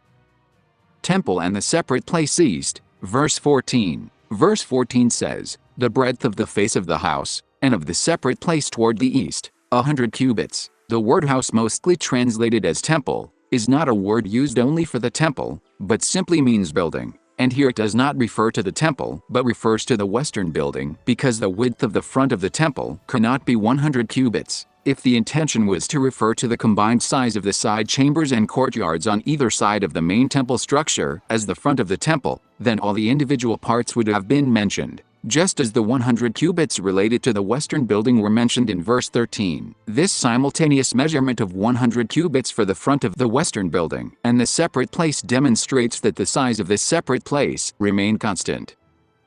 West building, verse 15. The 100 cubit is not between the galleries of the western building. Verse 15 says that the length of the building was 100 cubits, over against the separate place which was behind it. The separate place mentioned here is the one that measured in verse 14. Since the galleries on both sides is mentioned, it may seem that this 100 cubits is the distance between galleries, but this is not the case. The distance between galleries on either side of the building cannot be 100 cubits, because the wall of the west building is 5 cubit thick.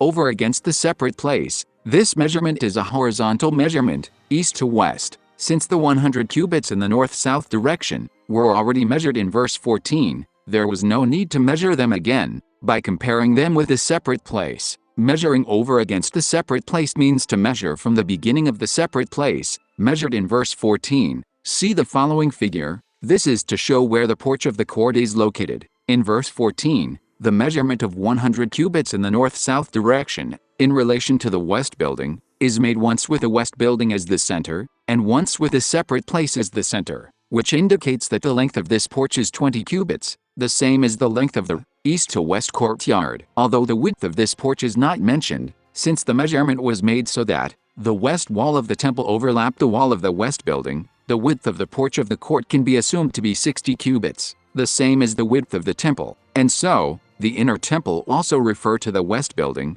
not the temple.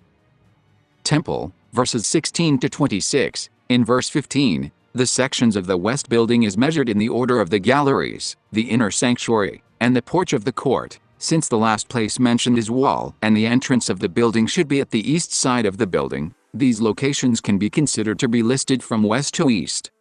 From verse 16 onward, the temple was measured. The doorposts, narrow windows, 3-story galleries, and the door shield with wood were measured in that order. Since the western building was measured from west to east, it should be assumed that the measurements were taken in the same direction here. The presence of the doorposts indicates that there is a gate to the temple that connected to the porch of the court of the west building. There was a narrow window, but its location is not given, but judging by the order, this window should be on the wall connected to the doorposts. Then the galleries and a door were mentioned. Although this door could be seen as a door to the galleries, the fact that it is covered by wood indicates that it is not normally used, suggesting that it is a hidden door in the temple walls, rather than a door to the galleries. Since it is said that everything from the floor to the window is blocked, we can see that the entire door is covered. Above the door, inner house and without, when referring to the inner and outer house, the size is specifically mentioned as by measure. Verse 17. Therefore, the size of these two sections, holy and the most holy place, must be calculated. The total circumference of the walls around the most holy place is 80 cubits, 11.2 years, and the total circumference of the holy place is 120 cubits, 16.8 years, making a total of 28 years. Wooden altar. There was a wooden altar in the temple, verse 22, 3 cubits high and 2 cubits long, and it was called the table before the Lord. If you divide 3 cubits in height by 2 cubits in length, 0.28, you get 10.71 years. The prophetic time periods of the West Building and the Temple. If we connect the locations measured from verses 13 to 17 and calculate the prophetic period, we get the following. Because the measurements were taken from the west end of the West Building, and moving eastward, the prophetic period calculations begin in 2050, and count backwards. The end of the calculation of the small galleries of the temple was also 2050. Cherubims, palm trees, doors, verses 18 to 26. Cherubims, palm trees, verses 18 to 20, all around the temple, and on all the walls, were carved alternating cherubims and palm trees. Each cherubims had 2 faces of a man and a young lion. The man and the lion both symbolize Babylon in Daniel 7, indicating that there will be tribulation caused by the power symbolized by Babylon during the time temple, and the palm tree symbolizes that God's people will be victorious in this tribulation. Doors, verses 23 and 24 describe the structure of the doors of the holy and the most holy place. It is said that each door has 2 turning leaves, and to make the door symmetrical, there should be 4 leaves, 2 for each side of the door, as described in 1 Kings 6:31-35. The 4 occurrences of the phrase, 2 leaves, and specially mentioning that the doorposts are square in verse 21, also indicate that each door had 4 leaves. The doorposts represent the regime of the time, and the 4 leaves of the door represent the 4 kings. There are 2 doors, holy and most holy, so there will be 8 kings in total, 4 kings in each of the 2 regimes.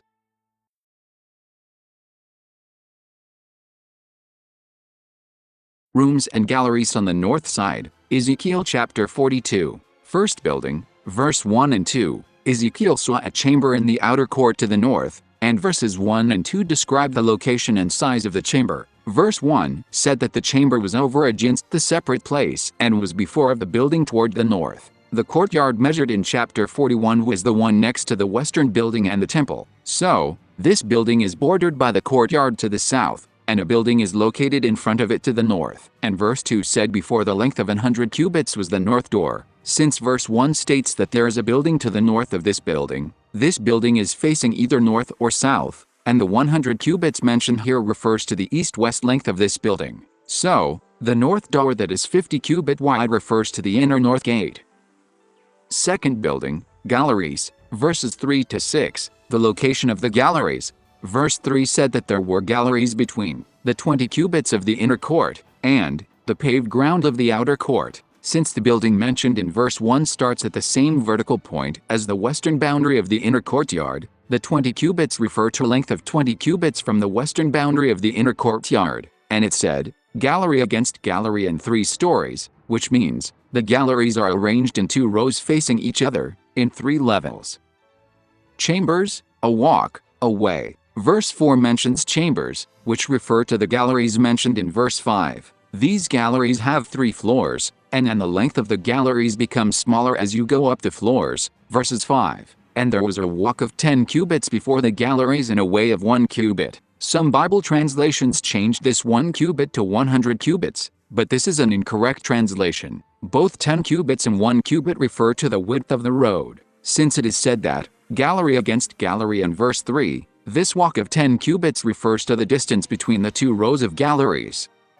Because the galleries are described as rooms, it may be misunderstood as referring to a building, but the galleries described here is not a building. The galleries mentioned here refers to an open space, such as a hallway or balcony, like the auditorium of an ancient open-air theater, where people can sit or stand to view, or balcony separated by wall. The roof of the lower room becomes the floor of the upper floor in the hallway, and so, the width of the rooms becomes smaller as you go up the upper floors. And so, it is said that there were no pillars, because if there were pillars, the width of the upper floor would not need to be determined by the lower floor. Therefore, the total width of the galleries of one section is 20 cubits, and a 10-cubit wide sidewalk is located in the middle of the two facing galleries. The rooms are structured like an open corridor, with the roof of the lower floor becoming the floor of the upper floor, in a stepped manner, so that the 1-cubit path becomes the shoulder in front of the rooms on each floor. Its structure is similar to a 3-tiered altar that decreases by 1 cubit as it goes up. Since the doors of those roads are said to face north, the doors leading to each floor are located on the side of the paved ground. Wall. Verse 7 says that there was a wall 50 cubits thick, which was without over against the chambers, toward the outer court on the forepart of the chambers, among the buildings described in verses 1 through 6. The galleries described in verses 3 through 6 has a measured width of 20 cubits, so the room facing the 50-cubit wall in verse 7 should refer to the priest's room mentioned in verse 1. Therefore, the location of this wall is 50 cubits from the northeast wall of the priest's room. This wall has only length and no width, because two different courts are used in verses 11 and 12 to indicate the location of the gate, and this is explained in the next verse.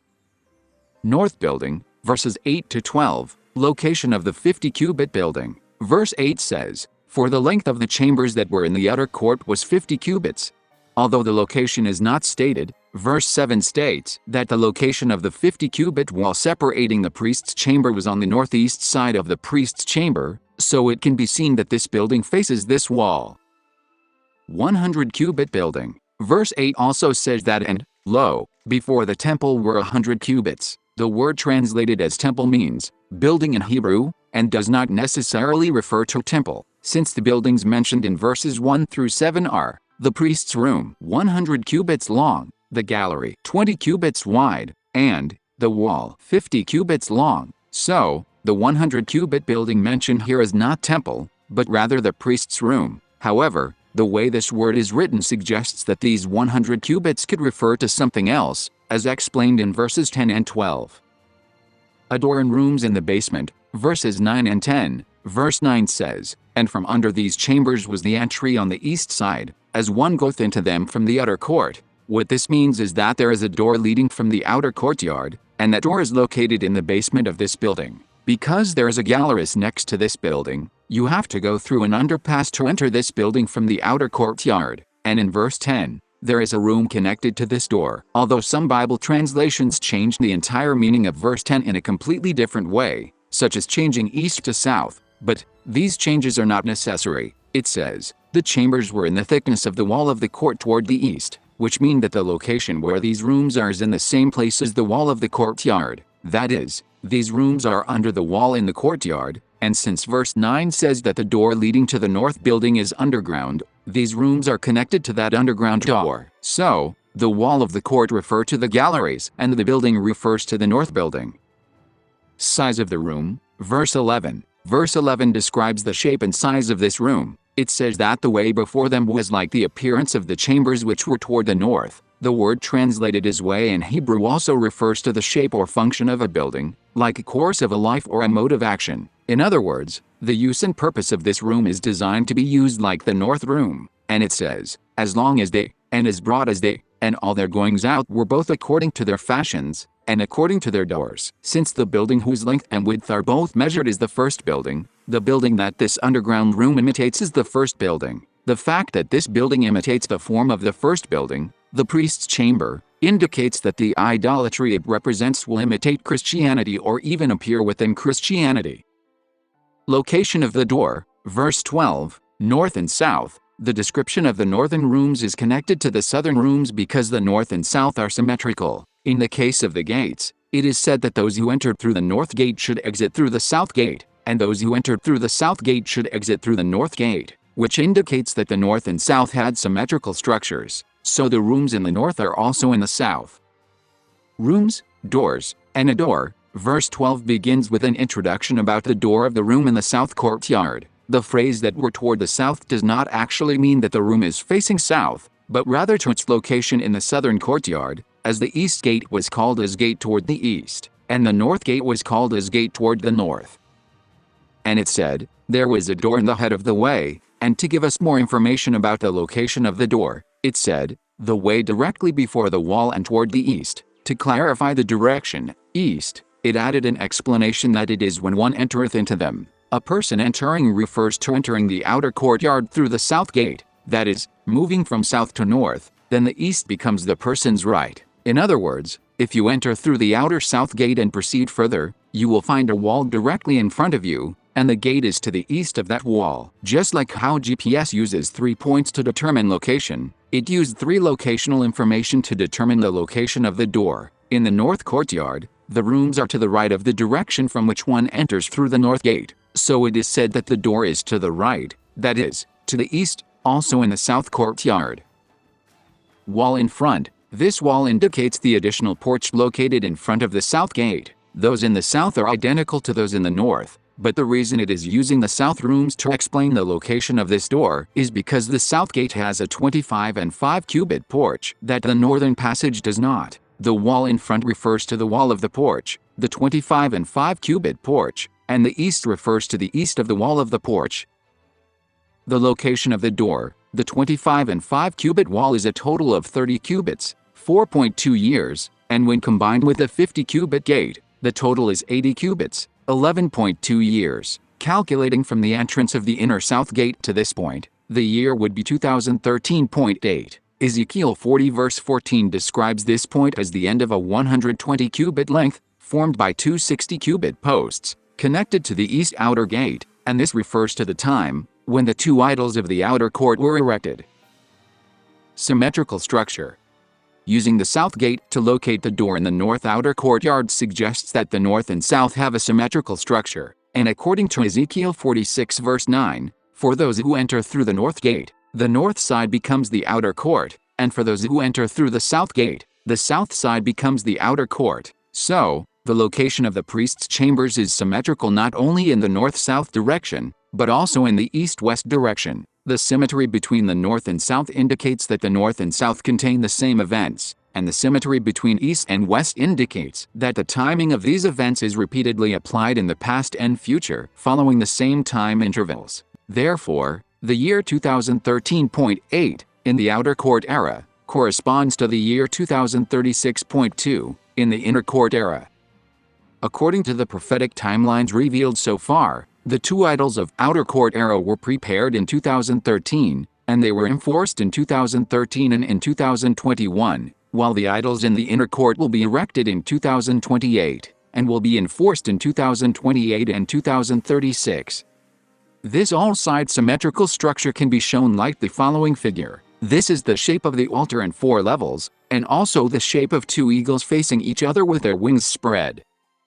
Rooms for priests, verses 13 and 14. These rooms were said to be holy rooms, places where priests eat and store holy things. The priests symbolize God's true people. The eating and storing of the holy things symbolize the sanctification of Christians, and the clothing symbolizes the empowerment of righteousness. The priests were told not to go out wearing the garments that symbolize righteousness, indicating that people will not know that God's people had been sanctified with righteousness.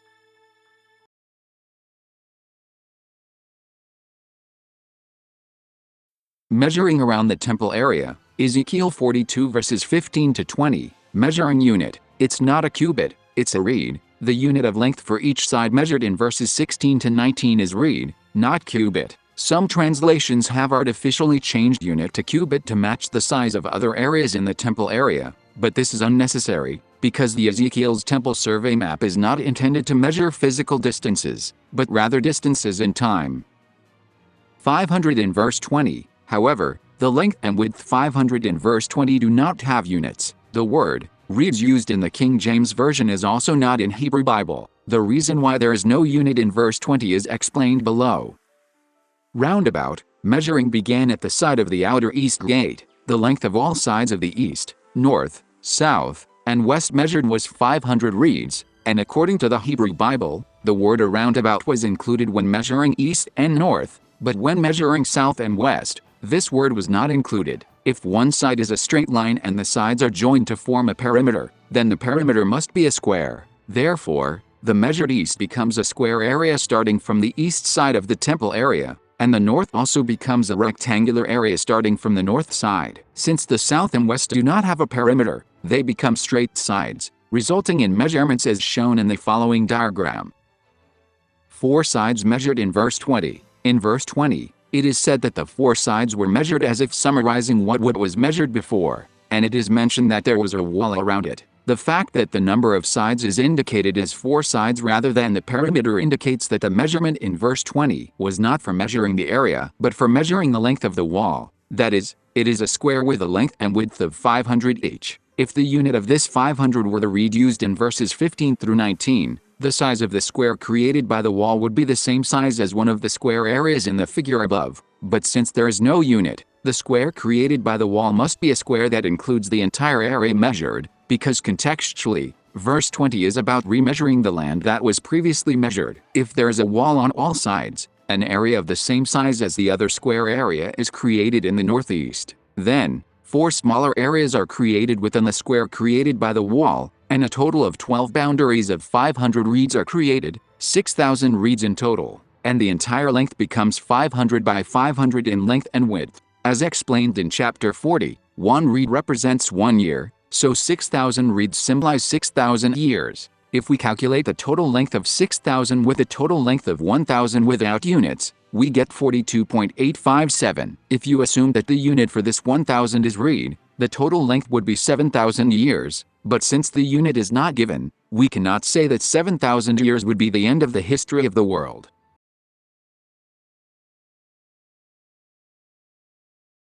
Altar, Ezekiel 43 verses 13 to 17, measuring methods and terminology. Since the measurement of the altar is a measurement of the time related to the altar, only the time of the measured part is applied, as in the case of the gates. The names of each level of the altar written here are not proper nouns. If the surveyor is on the 3rd floor, the floor below becomes the 2nd floor, and if the surveyor is on the 2nd floor, the floor below becomes the 1st floor. As explained in Converting Cubits to Time, the operator used in the altar is 1.333 and 1 span is 0.375.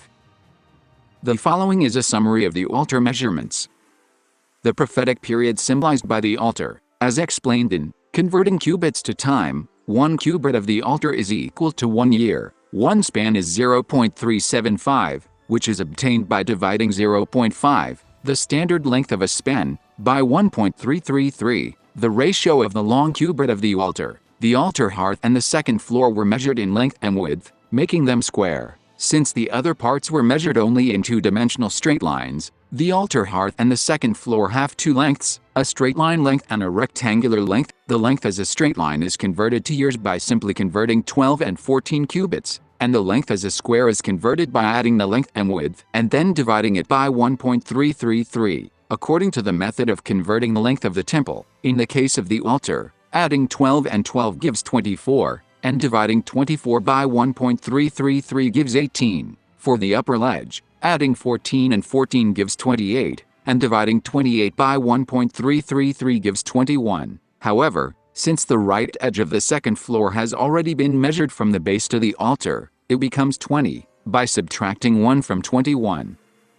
The 1 cubit, and 1 span of the altar base are equal to the length of time of the wall of the temple area. So, if we add 14.375 years, 14 cubits and 1 span from 1994.625, the year the temple's outer courtyard wall starts, it becomes 2009. If we add 18 years, the period of the square of the altar, from 2009, it becomes 2027. It shows that the prophetic event symbolized by the altar begins in 2027. If we add the 20 years symbolized by the square period of the upper ledge to 2027, we get 2047, and if we add the remaining 0.5 and 1, we get 2048.5.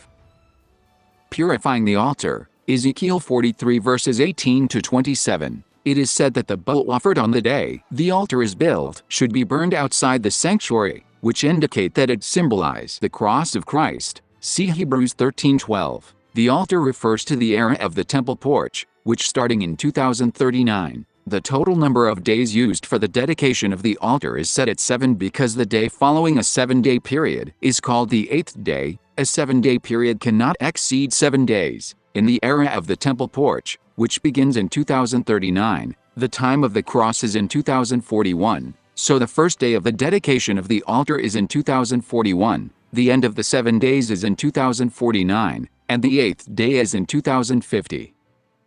Will of the 4 living creatures and the length of the altar 41.5. Ezekiel 10 verse 13 refers to the wheels of the 4 living creatures as turning, to indicate that these wheels represent the repetition of time. The total length, excluding the square area of the altar and the upper ledge, of altar is 41.5 cubits, plus 1 span, and since the wheels symbolize the altar, 41.5 refers to the length of time it takes the wheel to make 1 revolution. This can be used to reduce the results of calculation of prophetic period to fit into time within the temple area. For example, if the result of the calculation is 45, then divide 45 by 41.5, we get 1.08, which is 0.08 more than the wheel's 1 lap. So the wheel's position is at 3.5, which is 0.08% of the length of 41.5.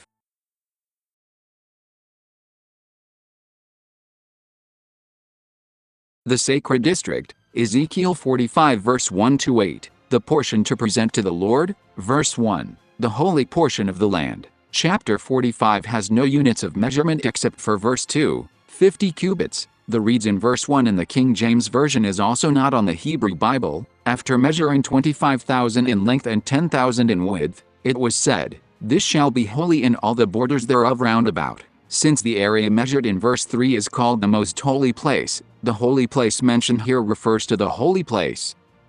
The operator, since the units of measurement are not given, we must first find a way to calculate time, and what is given in verse 1 is the length and width of the land. If we compare this to the measurements of the temple, the length can be compared to the length of the temple, the width to the size of the gate, and then length can be calculated by width. According to the method of converting the length of the temple into time, if we multiply the width of 10,000 by 0.14 to convert it into time, we get 1,400, and if we divide the length of 25,000 by 1,400, we get 17.857. 17.857 becomes the operator to calculate the length of time of the area measured in verse 1. 25,000 and 10,000, although the shape of the land is a square, we must use only the given numbers to calculate because there is a case that in Ezekiel 48 that each side of the square was individually measured. It is length and width, but since time flows in a straight line, these two numbers are added together to calculate as one length. Adding 25,000 and 10,000 is 35,000 and dividing 35,000 by 17.857 is 1,960, which means the length of time of the area measured in verse 1 is 1,960 years. This period, 1,960 years, was also measured in the 4,000 cubits of Ezekiel 47, and refers to the period from AD 34, the year when the 70 weeks prophecy of Daniel 9 ended, to 1994. Sanctuary and suburbs, verse 2, measuring unit. In verse 2, the size of the land that would belong to the sanctuary was measured, and it was 500 by 500 in length. Unlike other measurements, there is no mention of length and width. Therefore, the reason 500 is mentioned twice is not to create another operator, but to calculate the total as 1,000. Since the operator calculated in verse 1 is 17.857, dividing 1,000 by 17.857 gives 56 years. And 50 cubits was measured for the suburbs around the sanctuary. The cubit is used only here in chapter 45. Since 50 is a cubit, dividing it by the length of the reed, 7.14, results in 7 years. Of this, in verse 2 refers to the land measured in verse 1. So the temple and the suburbs are connected to the land measured in verse 1. If we apply the 56 years of the temple, 500 by 500, from 1994, it would be 2050. And since 2050 is the last year of the period represented by Ezekiel's temple, we should apply the 7 years to the opposite side of the land measured in verse 1. Then the 7 years would be a period from 27 to 34 years. Year 27 is the year that marks the beginning of the last week of the 70-week prophecy in Daniel 9, and year 34 is the year that marks the end of the week. Also, since the 1960-year period in verse 1 was the period of the holy place, the 7-year becomes the period of the most holy place in sequence.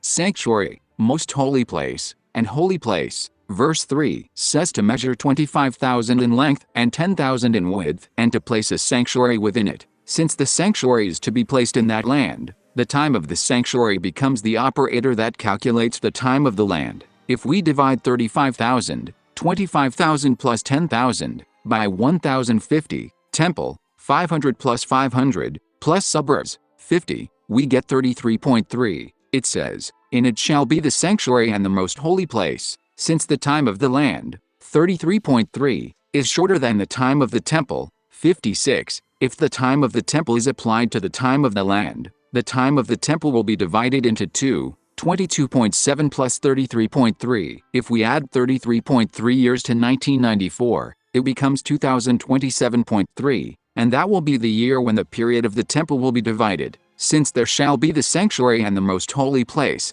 the 33.3 years become the time of the sanctuary, and the 22.7 years become the time of the most holy. This shows that the time of the temple, which was from 27 to 1994, has been moved to after 1994. The holy portion of the land. Verse 4 says that the holy portion of the land was for the priests and their houses, and a holy place for the sanctuary. Since the time of the sanctuary was divided in two and the second part became the most holy place, the holy portion of the land or holy place for the sanctuary refer to the 33.3 years.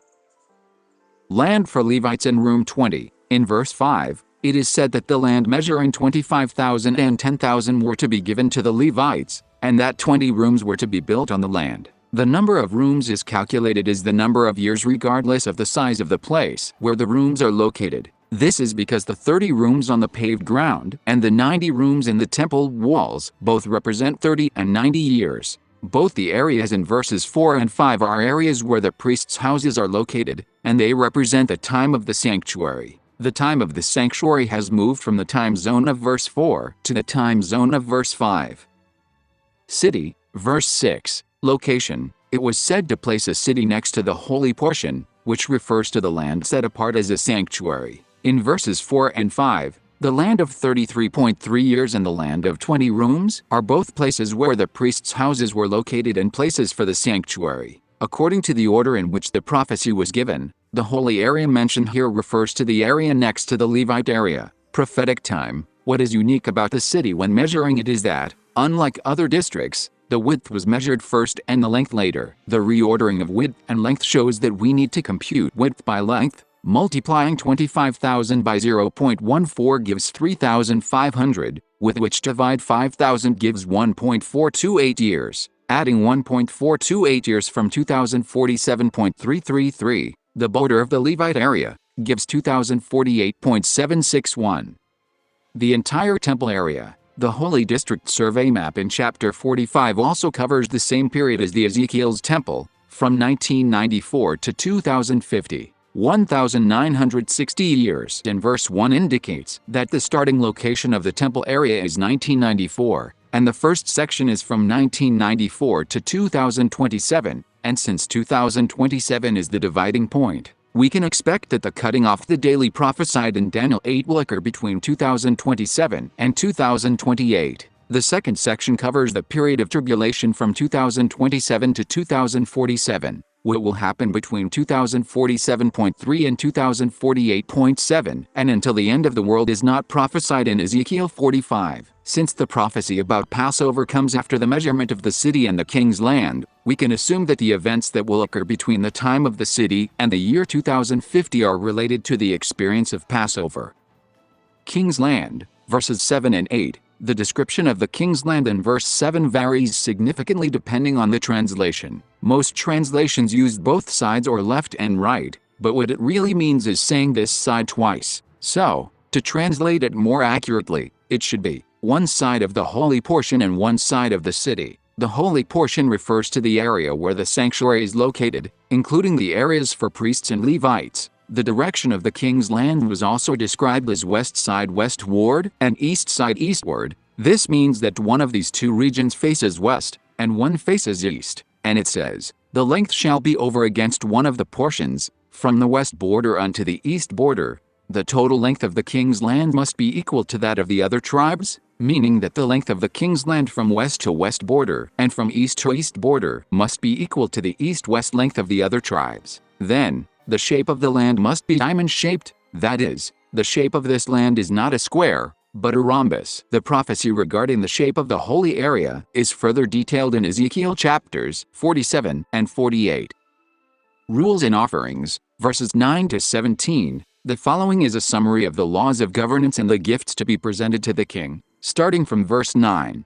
Since the homer was used as the basic unit, the unit for gifts to be given to the king must also be converted to homer, except for the lamb. If you add all, wheat, 1/10, barley, 1/60, oil, 1/100th, lamb 1/200th, it is 0.0483. Manek and Maneh in Daniel 5 are the same words. 20 shekels, 5 and 20 shekels, 15 shekels, shall be your maneh, means that the entire given time is 60 shekels. Since 1 shekel is equal to 20 gerahs, 60 shekels is equal to 1,200 gerahs, then 1 maneh is equal to 1,200 gerahs, which means that the total length of the given time is 1,200. The gift given to the king refers to the time given to the king, and the length of the gift was 0.0483. Since this represents a ratio, multiplying the given time of 1,200 by 0.0483 gives 58. This indicates that the period given to the king is 58 years. Since the king's land is divided into two parts,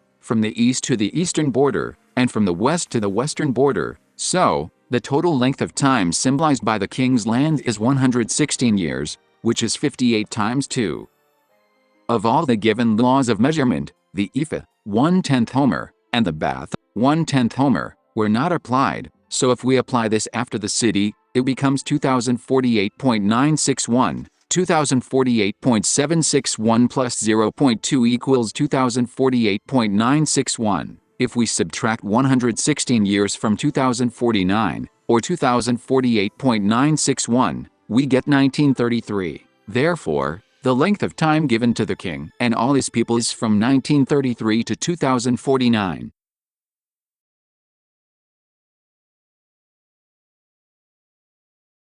"4,000 cubits in Ezekiel 47, height and proportions of the altar outside the temple area.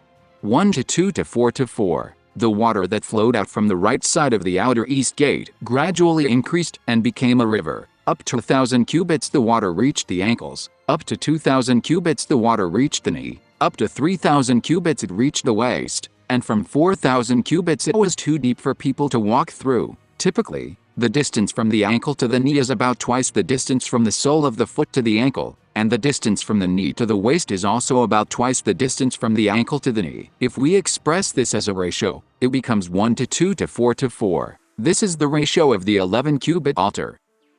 1 cubit of altar. Since the ratio of 4,000 cubits is the same as the ratio of the altar, dividing 4,000 cubits by the height of the altar, 11 cubits, gives 363.63. The 4,000 cubits were measured outside the temple area, so this calculation was to be only applied outside the temple area, and outside the temple area, 1 cubit of the altar becomes 363.63 cubits.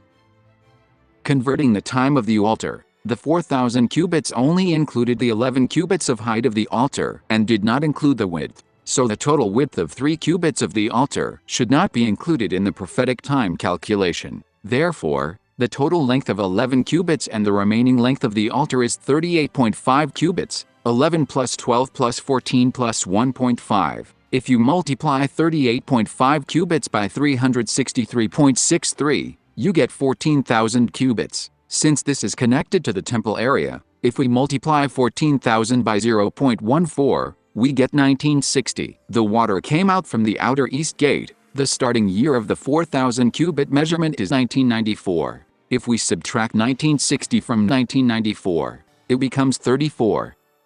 3 cubits. In the case of the altar, 1 cubit is counted as 1 year, so if we apply the 3 cubits to the past from the year 34, it becomes 31, and the year 31 is the year of Christ's crucifixion. If we apply the 3 cubits from 1994 to the future, it becomes 1997. This indicates that 1997 also represents the year of Christ's crucifixion.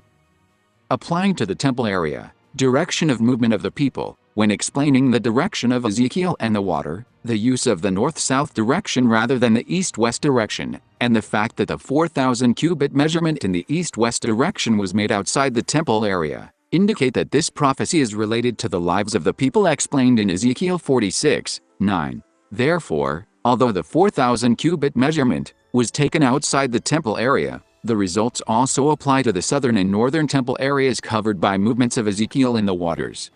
The directions of Ezekiel and water, verses 1-2, the direction of water, verse 1 describes the place and direction from which the water came out. The water flowed from the threshold of the temple toward the east and came down from the right side of the temple, south of the altar. Then it seeped out from the right side of the outer east gate flowed east. Verse 2, it is not mentioned what path the water flowing south of the altar took to reach the outer east gate.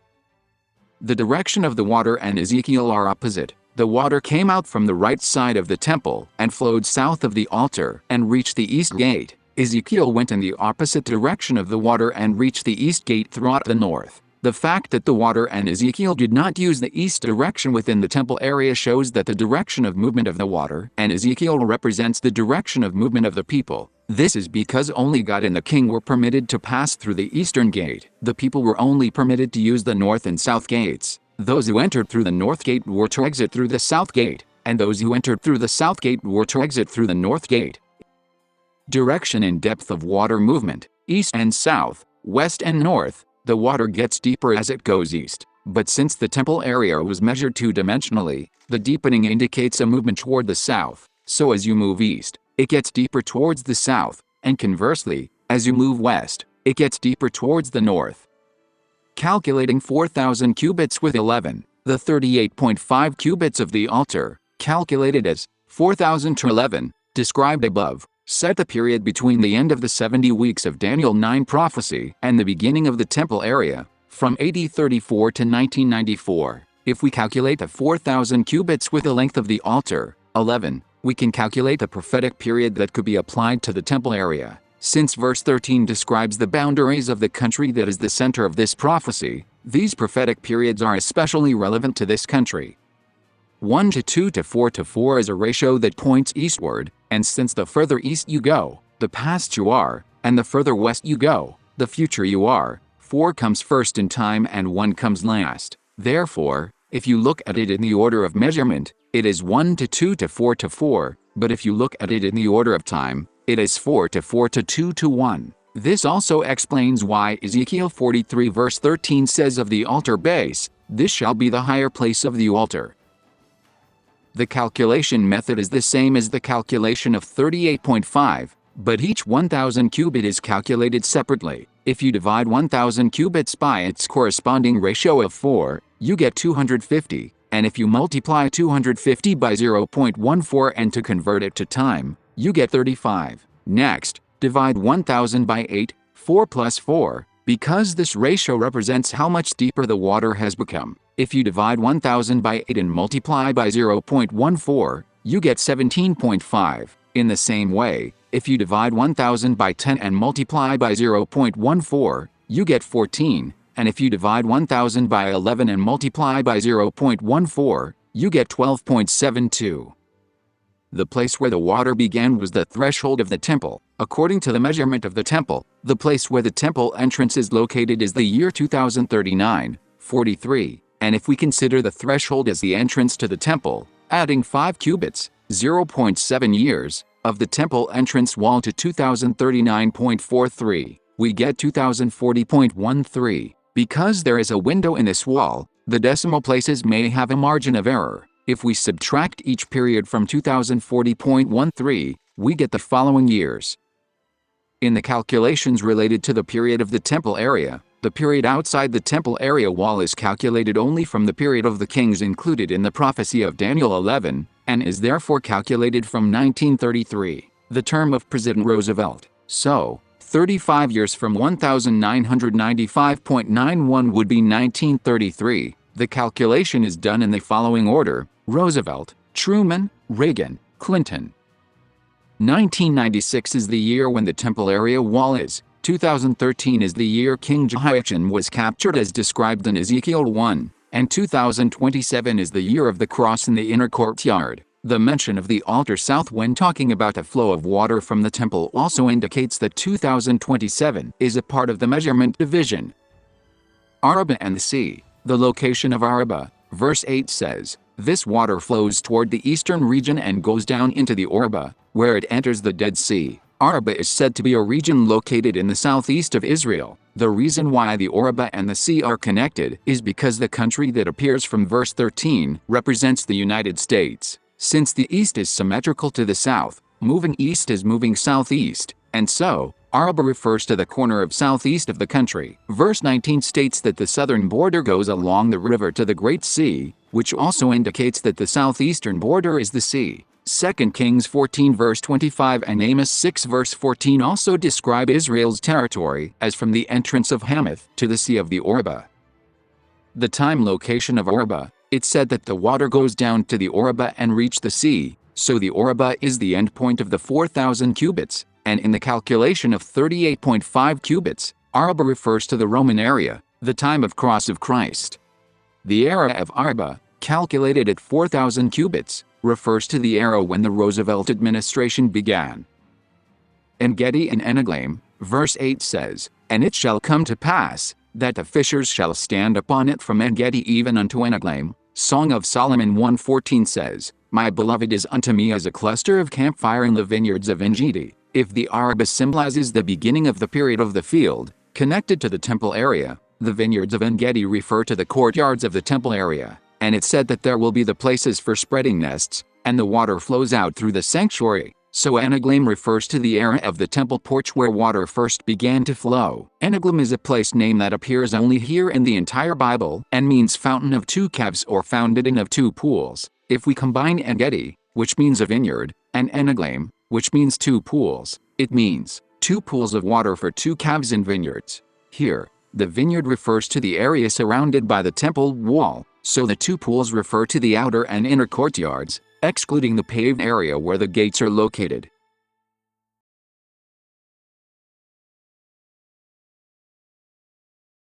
Holy portion of the land. Ezekiel 48, holy portion, border of the land. Verses 1 and 28 set the northern and southern boundaries of the territory. The reason only the northern and southern boundaries are shown is because the eastern and western boundaries of this land are the sea. The prophetic significance of the boundaries of this territory is explained in the boundaries of the land in Ezekiel 48. The lands of each tribe were measured from the northern border to the south, with north to south representing the flow of time. North is the past and south is future. This is because in the Ezekiel temple area, time runs from east to west, but in Ezekiel 40 verse 19 and 23, east and north are connected as the same time direction. The land of the 12 tribes and the location of the holy precinct. From north to south, first there is the land of the 7 tribes, from the tribe of Dan to the tribe of Judah, then the holy area, and then the land of the remaining tribes. The surveying of the land of the 12 tribes in timelines from north to south, that is, from past to future, shows that these 12 tribes represent 12 regimes or kings. The 12 kingships are also prophesied in Revelation 12. The fact that the holy district is located between the 7th and 8th tribes shows that the location of the holy district is related to these two regimes. Verse 8 Operator. The first measurement was the width of the land where the sanctuary would be located. The width was 25,000, the length was to be equal to the other divisions, and the sanctuary was to be in the center. In chapter 48, no units of measurement are given. The word reeds used in the King James Version is an added word that does not appear in the original. Therefore, we need to find a separate operator that can calculate time, and as in chapter 45, that operator can be found in the first measurement. If we multiply the first measured width of 25,000, verse 8, by the time operator 0.14, we get 3,500. This 3,500 becomes the first operator of chapter 48. Verses 9 to 10. The length of the portion was 25,000 and the width was 10,000. Adding 25,000 and 10,000 gives a total measured length of 35,000. Dividing 35,000 by 3,500, The operator of time calculated in verse 8 gives 10, but in verse 10, the same place was measured again, this time measuring the length of each side separately. So, the total length measured in verse 10 is 70,000, and 70,000 divided by 3,500 is 20. The reason why the same area was first measured halfway and then the whole area was to divide the total time period represented by this area, 20 years, into 10 years and 10 years, and apply them. That is, the first 10 years will be the middle of this area, and that will be the center of the temple. Verse 11, Zadok's descendants. This land was given to the priests, specifically to the descendants of Zadok, which indicates that in the center of this land there is an altar, or cross. There are 4 locations of the prophetic cross described above, and the one directly related to the temple area, and located in the middle of the temple area, is in the year 2027. Therefore, the midpoint of the 20 years measured above would be 2027, and if 2027 is the midpoint, then 20 years on either side would be 10 years from 2017 to 2027 and 10 years from 2027 to 2037.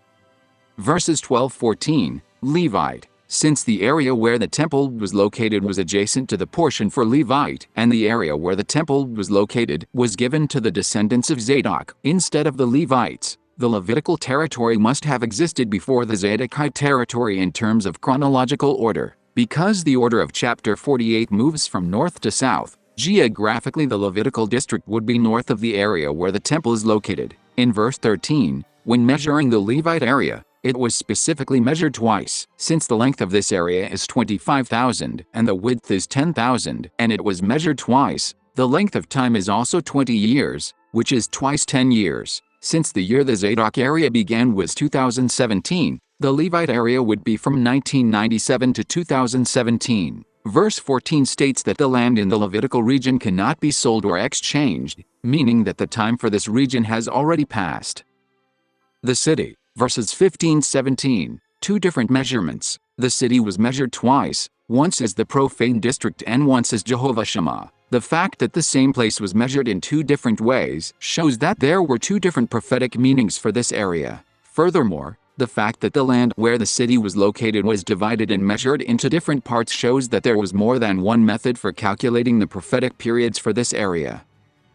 Width 5,000. Direction of application. It is said that in the 5,000 that are left in the breadth over against the 5 and 20,000, but it is not mentioned whether the 25,000 mentioned here refers to the border of the Zadok region, where the temple was located, or the border of the Levite region. In terms of the order of measurement, it should be the Levite region, but in terms of prophetic order, it could also be the Zadok region because it is further in the future than Levite. However, the reason the direction of application is not mentioned is because the city was measured twice.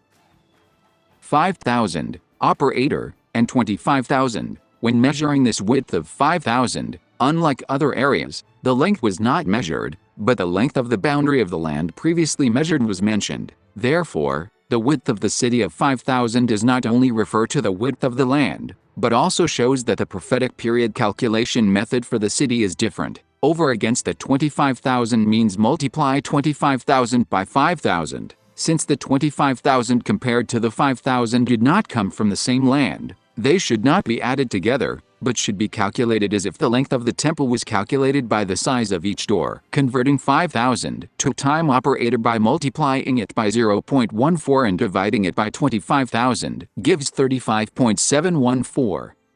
10,000 on both sides of the city. Since 25,000 is the length of the land, and 10,000 is the length of the remaining land measured on both sides of the city, the 700 used to calculate 25,000 above is used as an operator for the calculation. If you divide 20,000, 10,000 plus 10,000, by 700, you get 28.5714.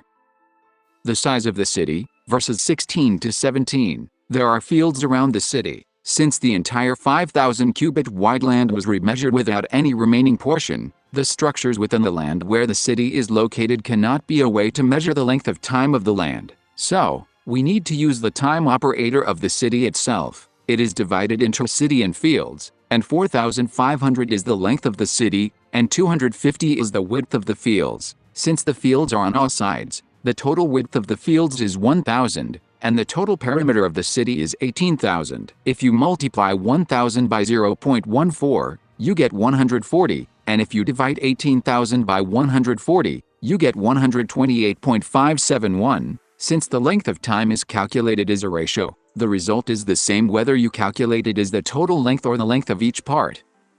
Prophetic periods indicated by the city. 35.731 years. The first prophetic length measured in the area where the city is located was 35.7142 years. Since the 12 tribes symbolized the 12 governments and the length of the government was calculated in years, 35.714 years can be considered as 36 years. In verse 15, this area is called the profane land, and in verse 35, it is called Jehovah Shammah. Therefore, Jehovah Shammah refers to the area where the temple is located, and the profane land refers to the land opposite the temple area. From the first king mentioned in the prophecy of Daniel 11 to 1997, there are 36 years, 12 years of Roosevelt, 8 years of Truman, 8 years of Reagan, 4 years of Bush, 4 years from 1993 to 1997, a total of 36 years. Adding 0.714 gives 1993.714.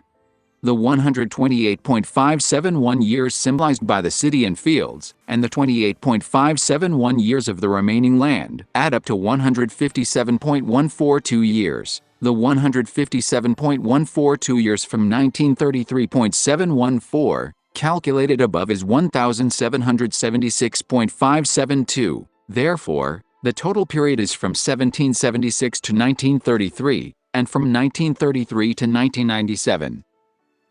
The city in Jehovah Shammah, verses 30 to 35, the time to be called Jehovah Shammah. The final verse of Ezekiel, chapter 48, verse 35, ends with a description of a time when the area will be called Jehovah Shammah. It was round about 18,000 measures, and the name of the city from that day shall be, the Lord is there. Since the prophecy ends with a measurement of the length of the four sides, we can see that Jehovah Shammah is related to the time of 18,000 cubits. Also, the fact that the time period in Daniel 1, which follows Ezekiel 48, is the third year of Jehoiakim, the beginning of the prophetic period of 70 years of Babylonian captivity given to Jeremiah, indicates that the prophecy of Jehovah Shammah is a prophecy related to the tribulation that God's people will experience.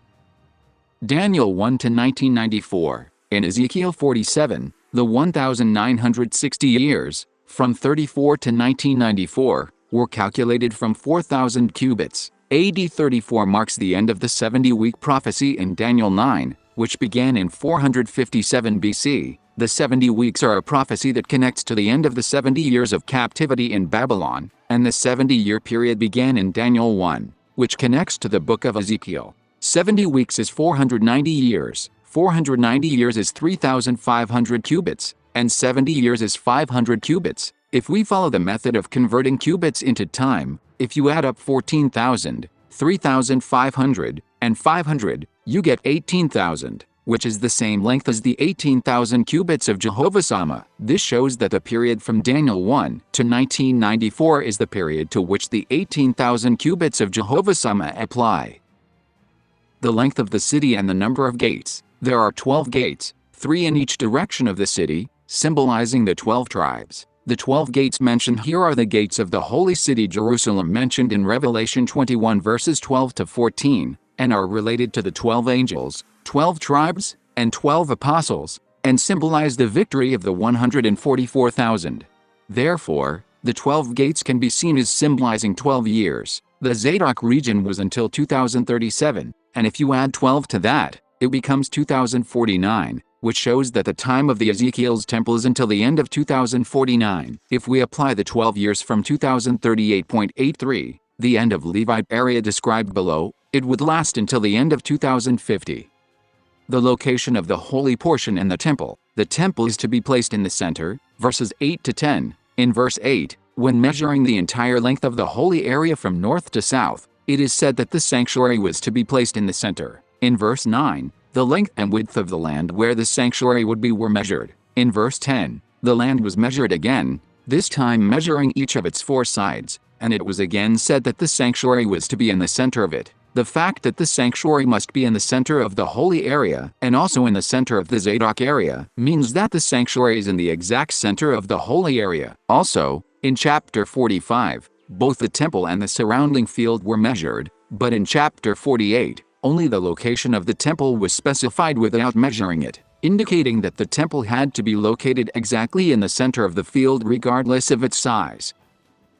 The boundary of Zadok and Levite areas. If the entire holy area is a square measuring 25,000 in length and width, and the Zadok area has a width of 10,000 in the center, then the remaining land on either side, north and south, is 7,500. The size of the Levite territory measured in verse 13 is the same size as the Zadok territory, 25,000 in length and 10,000 in width, so there is no land left for Levite. However, in verse 12, when speaking about the area of Zadok, it is said to be the land adjacent to the territory of Levite. In order for the overall size and the three districts, Zadok, Levite, and the city, to be included, the Levite region must have at least one side adjacent to the Zadok region. However, the fact that the Zadok region is said to be land adjacent to the Levite region indicates that the Zadok region borders the Levite region on both sides, not just on one side. In verse 13, when measuring the Levite region, the fact that the same area was measured twice also indicates that the Levite land was divided into two. As a result, the Levite region was divided into a width of 7,500 to the north and 2,500 to the south of the Zadok region. Hidden separate Levite area. When measuring the Levite area, the same size was measured twice. If the time calculations for the Levite region had to be applied separately, Levite region would have been divided into two regions from the beginning. This shows that when the size of the Levite area is applied over time, its original size does not change. This means that the separated areas are separated not by land size, but by time. The original size of the Levitical region is 20 years, and if we divide 10 years by 7,500 to 2,500, we get 20 to 6.66. The total length of time that overlaps with the Zadok region or extends to the southern border of the Zadok region is 6.66 years. Since the Levite region was measured twice, the first application was to apply the entire Levite region time north of the Zadok region as described above, and the second measurement was to apply the overlapping time. Although the location of the overlapping 6.66 years was not measured, historically, the 4 years from 2017 to 2020 and the 4 years from 2021 to 2024 belong to different regimes, and the 2017 regime and the 2025 regime are the same regime. So 4 years of these overlapping 6.66 years refer to the period from 2021 to 2024. Applying the prophetic time frames of Ezekiel 33 verse 21 and Ezekiel 4 and 5, the prophetic endpoint of the 2021 regime would be 2025.83. If we subtract 4.83 years from 6.66 years and place 1.83 years south of the Zadok region, we get the year 2038.83, which is 1.83 years added to 2037. Land to be given to the king, verses 21 and 22, 25,000. In verse 21, the two places, the holy oblation and the city, are mentioned separately, and 25,000 are measured for the east and west of these two places, since it says, over against the 5 and 20,000 of the oblation toward the east border. The east is east of the holy oblation, and so, the west refers to west of the city. However, the total number of 25,000 can only be the total of the entire holy district and the area with the city, but a problem arises because the Holy Land and the city are mentioned separately, and the city is not included in the holy district, as it is called profane land in verse 15. To apply this scripture literally, the angle of the entire land must be changed. If we maintain the original shape of the land, and but change its angles to a rhombus shape, we can apply this measurement without the problems. If you rotate the entire area 45 degrees clockwise to make it into a diamond shape, the 25,000 north of the Levite area will face east,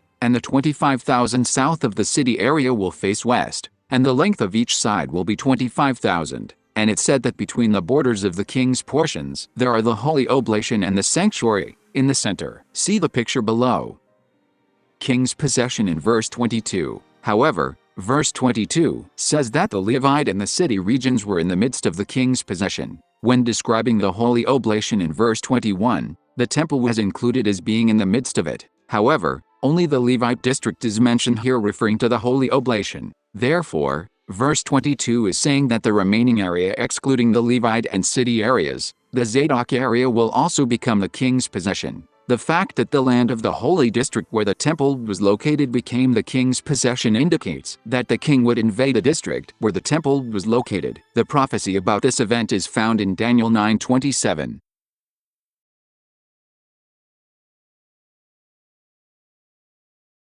The boundaries of the territory in Ezekiel 47. The boundaries of the territory described in Ezekiel 47 are intended to show which modern-day nation the Israel of biblical prophecy refers to. Since the place names given here do not refer to historical sites but to symbolic locations, if we draw the boundaries along the direction in which those places are said to be, as if following a map as described in the Bible, we can determine which country modern-day Israel refers to.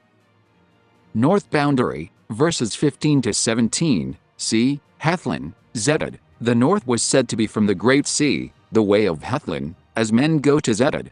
Since the Great Sea refers to the Mediterranean Sea, the direction of measurement is from west to east. Since it is called Hethlon Road, Hethlon refers to a road rather than the name of a city. Verse 16 lists 4 places: Hamath, Beeratha, Sibram, Hazar-Hatticon. Since the direction of measurement is from west to east, if we assume that the 4 regions mentioned here are in the same direction, then Hamath is at the western end, Hazar-Hatticon is at the eastern end, and Beeratha and Sibram are in between. However, when explaining the location of Sibram, it said that it was between the border of Damascus and Hamath. Since Beeratha is to the east of Hamath in order, Sibram is to the east of Hamath and also next to Beeratha. Since, in verse 17, Hamath is located in the extreme north, so Sibram cannot be further north than Hamath, so Sibram should be located southeast of Hamath, and next to it was Damascus. Hazar-Hatticon is said to be next to the Haran border, so Haran is to the east of Hazar-Hatticon. Verse 17 describes the region again, and the border from the sea shall be Hazarenan, the border of Damascus, and the north northward, and the border of Hamath. Since verse 16 mentions the border of Haran at the eastern end, the sea mentioned here refers to the eastern sea mentioned in verse 18, and Hazarenan is a place on the eastern border. Since Hamath is said to be in the extreme north, Hamath is the northernmost part of the northwestern border, and since Hazarenan and Hamath are being compared together, Hazarenan should be also the northernmost part of the northeastern border. Eastern border, verse 18, when describing the eastern border, the borders were mentioned in the following order: Horan, Damascus, Gilead, and Israel. When describing the northern border, Damascus is also the border of Hamath and Sibram, so we can see that these cities are not just in the east but form the northeast border. However, since Horan is mentioned first and then Damascus, which is also used as the northern border, so Damascus also forms the northeastern border, and so the northeast border becomes an oblique shape.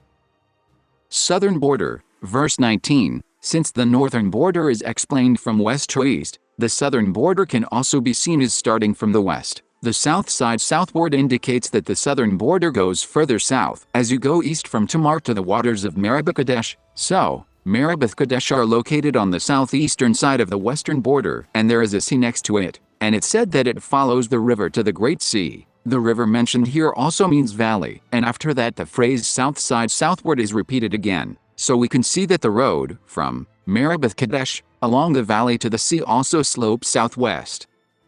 Western border, verse 20, the west is also the sea to the northern region, Hamath. Entire border, if we combine all the borders in all directions, the following map is created. The western and eastern borders are the ocean, and the southern border is the ocean only to the east.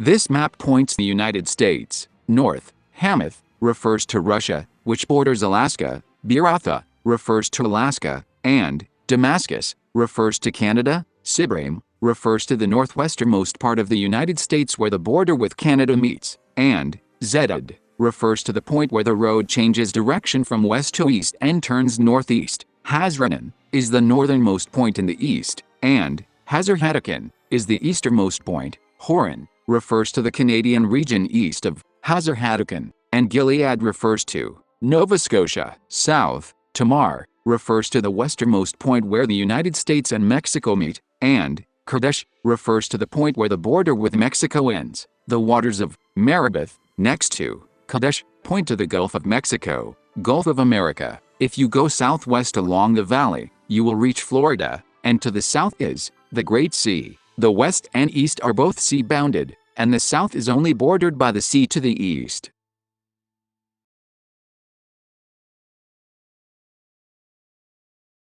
The boundaries of the land in Ezekiel 48, Dan district. For the portion for Dan, it was first stated, from the north end to the coast of the way of Hethlon, as one goeth to Hamath, verse 1. Since Hamath is in the northwest corner, in Ezekiel 47, the north mentioned here refers to the northeast corner. Like chapter 47, it is comparing the borders of the United States to those of Canada and Russia.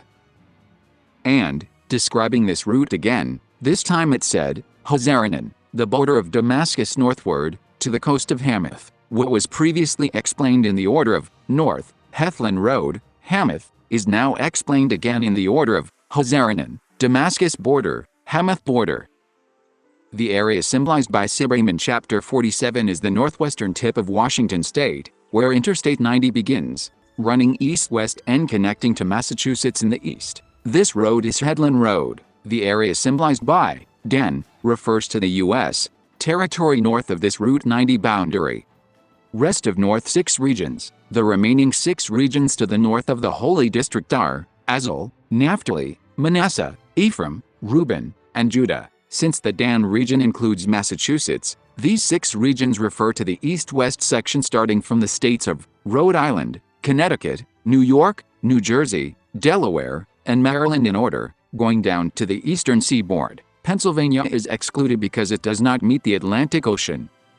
Southern 5 regions and Holy District. The remaining 5 regions are Benjamin, Simeon, Issachar, Zebulun, and Gad. These 5 states represent the east-west section starting from Virginia, North Carolina, South Carolina, Georgia, and Florida. The area symbolized as the Holy District refers to Washington, D.C.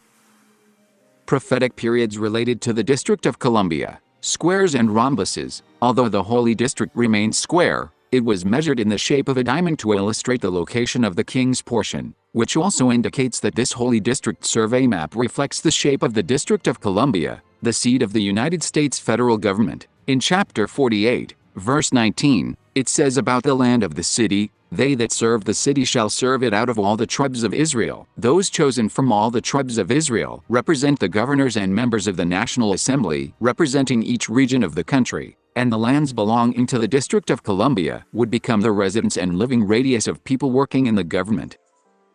Reduced land size. When the District of Columbia was created in 1801, it was a perfect rectangle, 10 miles square. In 1847, the land that had originally belonged to the state of Virginia was returned, and the amount of land returned was about 30% of the total area. The exact size of the remaining land is 68.3 square miles, and the size of the returned land is 31.7 square miles. If we consider the total length of the temple area as 90 years, symbolized by the 90 chambers of the temple, and apply the reduced size, 70% of 90 years is 63 years, and the remaining 30% is 27 years. If the entire 90 years are divided into 27 years and 63 years, and the 30% returned to the people symbolizes the remaining time of the people, then 63 years is until 2023, and 27 years is from 2024 to 2050.